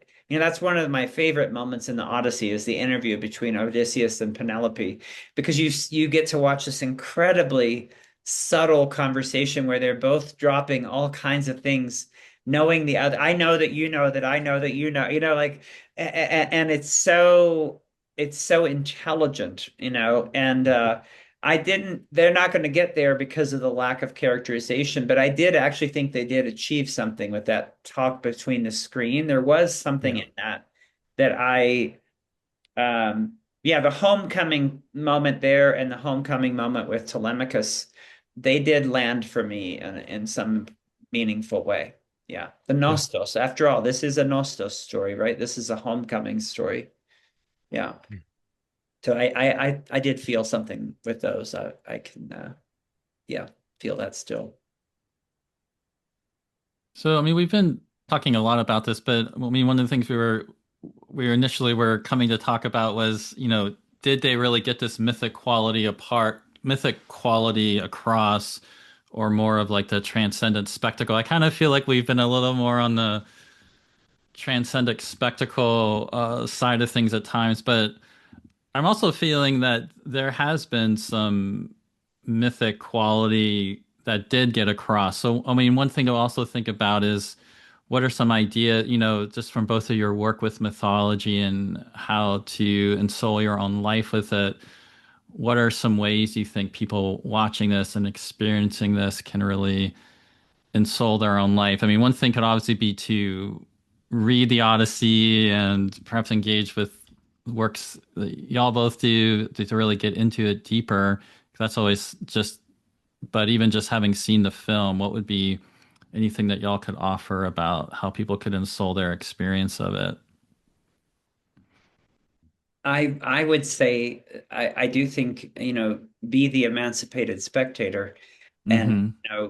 don't really worry too much about the overall narrative arc of things, but go into something that has stayed with you and go further, right? Draw your version of that Cyclops, and wonder about when have I felt the way I felt in that cave? Like let memory come, because I do think that again the person in charge of all reception is the receiver, and we are the receivers of this particular telling, and we get to go where we want to go. But I do think an engaged mode with that really gets personal is very powerful, and I think that just naturally leads places, like we follow a rabbit hole, or what do you call that? A rabbit down the hole, whatever it is. I don't even know what that, I guess it's Alice in Wonderland. Yeah. So you go down a rabbit hole like Alice, and then you engage with what you find in there. And I think the things we've named are the ones that we found ourselves. It's the immersive moments for me that engage you at a full consciousness level that have the most possibility for opening up a symbol and letting it really speak. And then I think many people watching this are astrology people. That will naturally associate itself into the horoscope. You can just gently ask. You don't have to do research which planet is most Cyclops, or look for an asteroid. Asteroids, that's fine. But I would just say, just sort of ask gently, where is this in my chart, and then go play with that and bring that in. And you are the myth maker. The reception is a creative act. To Hmm. receive is a creative act. That's as astrologers, we're as diviners, we receive, right? The symbols start speaking to us, but we create. There's poesis, the making that Heidegger talked about, the making and the eliciting. You elicit the thing and then you make with it. And I don't want to understate. I feel I've had a strong thing about, the author's intentions are not the point, but there is he's in poesis with this story for sure. Hmm. Whatever we think about how he's been conditioned to do the work in this moment, there's a poesis process. But I think that most myth becomes powerful when we move into poesis with it, when we make with it, when we do soul making. Hillman would have said, you do soul making by really saying, is there an image, is there a moment? And this is where, even if you got assaulted by the fast pace of all these things, you can repace this story for yourself. You can say, I want to take time here. I want to tell this story again. I want to go look at art that's been made about the Cyclops. So the movie is, the pacing of the movie means that it's not an Odyssey. It can't be. But you can have one with it, right? By repacing. That for me, I really want to emphasize that pacing piece, that the Odyssey itself has pace and circumscriptions that allow for integration. So I agree with what John said. It's certainly not making explicit psychological points or interpretations, but it's actually such a spacious novel, text. It's so spacious that your soul gets to get involved. Soul usually moves at a slower pace, right? And so that would be my way. It's just really like following one's own moment, one's own myth, with it.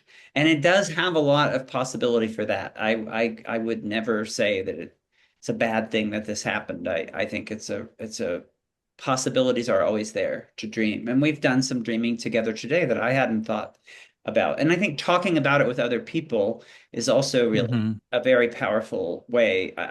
One of my saddest moments for me is film criticism. It used to be a creative discipline in and of itself. What you did in film criticism was not say I liked it or I didn't like it. You went further. You said, oh, and this brings up this, and it reminds me of that, film criticism was so fun to read in the past before it became how many stars and all that. Yeah. And I hope this conversation is a little bit like that for people. It is for me. I feel like I've been offered things from each of you. So yeah, where you want your Odyssey to go, and you can slow down and have one. I love that. That's a tough act to follow, Jason. That's a lot of good stuff in there. This is my Um, main job that I do. Now we're talking about the work we actually do, because you have yeah, your entire set of suggestions for people. yeah, yeah. And I've that's true. And I've been on Odysseys with you, you know? So I mean, the three of us, you know, we're all hanging out in Greece at one point. So Yeah. it's all part of it. Just to add to that, really, you know, going back to the way the gods were depicted in the film, Hmm. I think, you know, this is an astrological audience for the most part, I assume. So you guys are probably already doing this, but just learning to recognize the gods in everything around you, right?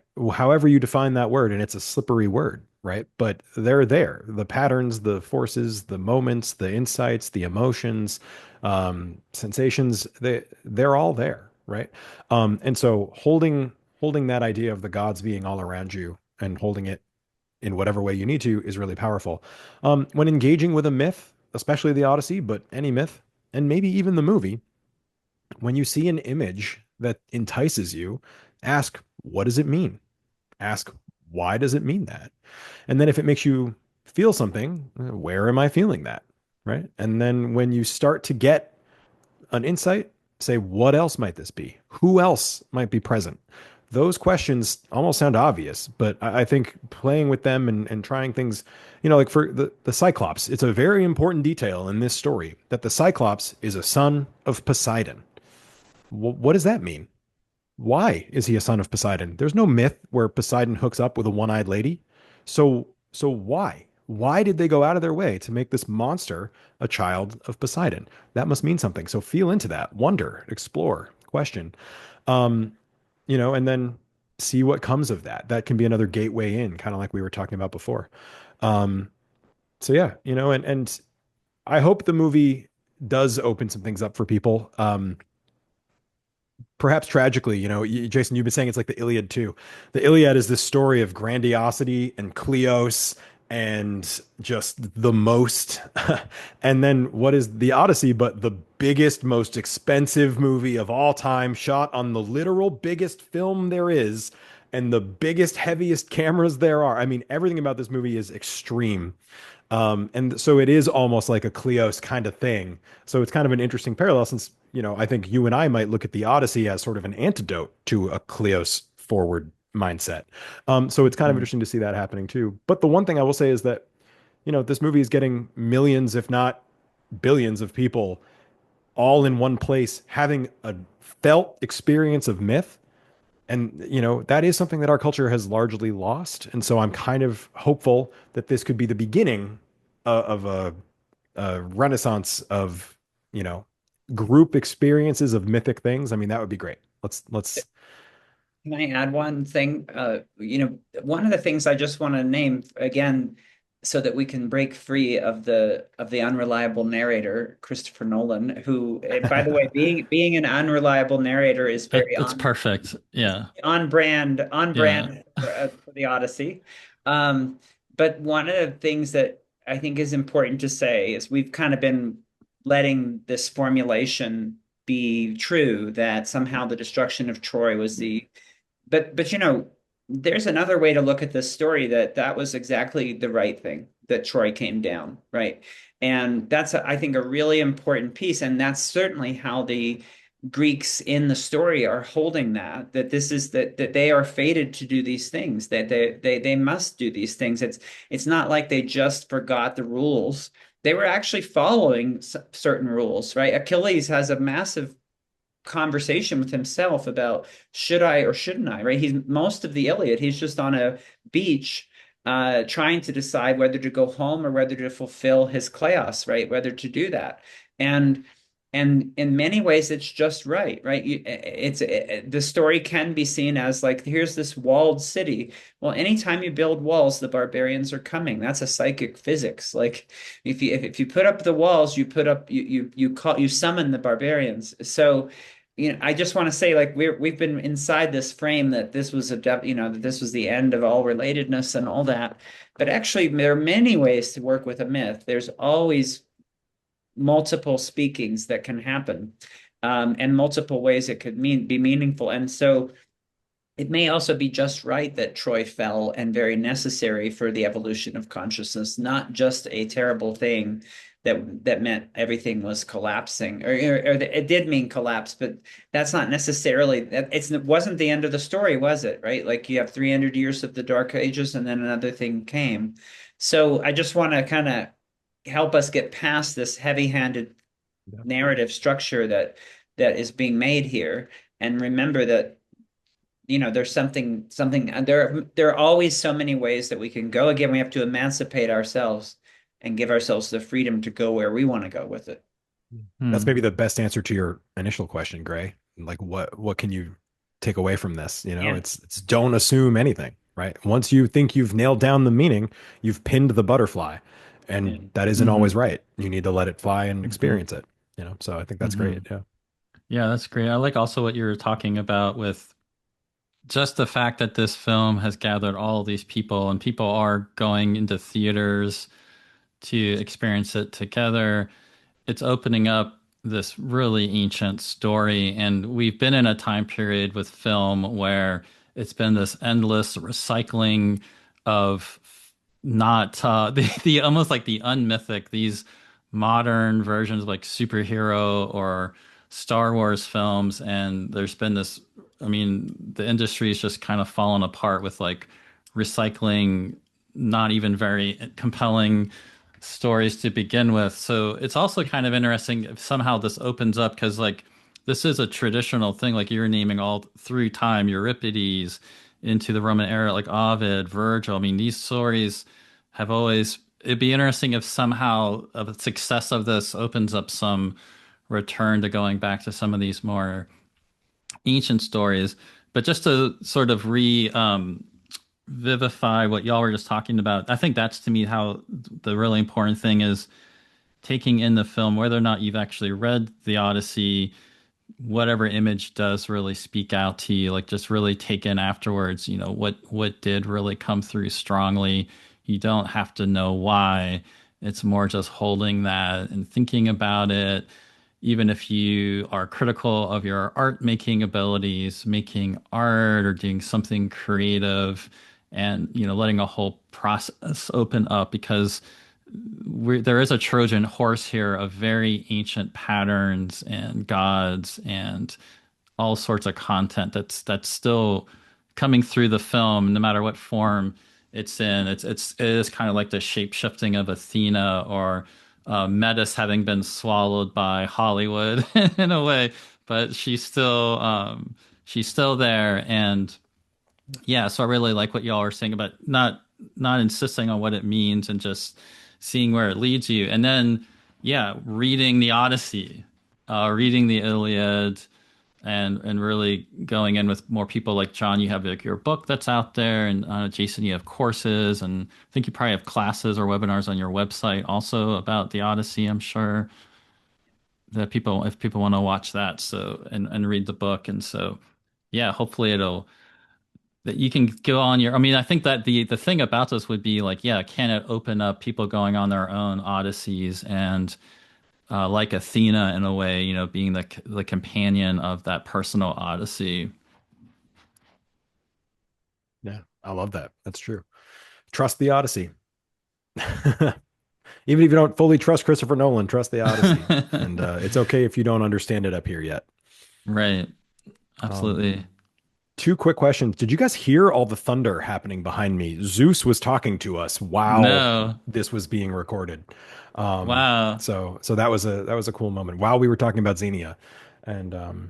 Wow, Yeah. And then last that's thing, did you amazing. guys that trailer for the horror movie in the beginning? Did you guys get that one?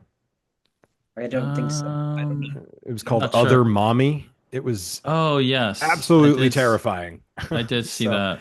so I that's did. one more visceral mythic image that will come with me into the experience of having seen the movie. You must have missed it, Jason, because it was I've watched dozens of horror movies, but something about that trailer just like not good. So anyway, sorry, it fit with Other the idea. other mommy. That's the name. Yeah, Interesting. Yeah. very very chilling. Yeah, yeah. But anyway, sorry Wow. for the tangent. But yeah, I Yeah, think no problem. But yeah, well, thank you both for being here. I think we really did give a good have a good discussion about it and how it came through. And I'd be really interested to hear from people their thoughts. And hopefully, in the end, it can end up ensouling an experience. And I mean, we are interesting in this whole collapse narrative that's out there that's so dominant. I mean, we're clearly in a time of us going through an odyssey right now. So perhaps, yeah, there's something fitting about all of it. Well, thank you, Gray. This was a lot of fun. Thanks, Jason. Thank you both. Yeah. Yeah, thank you.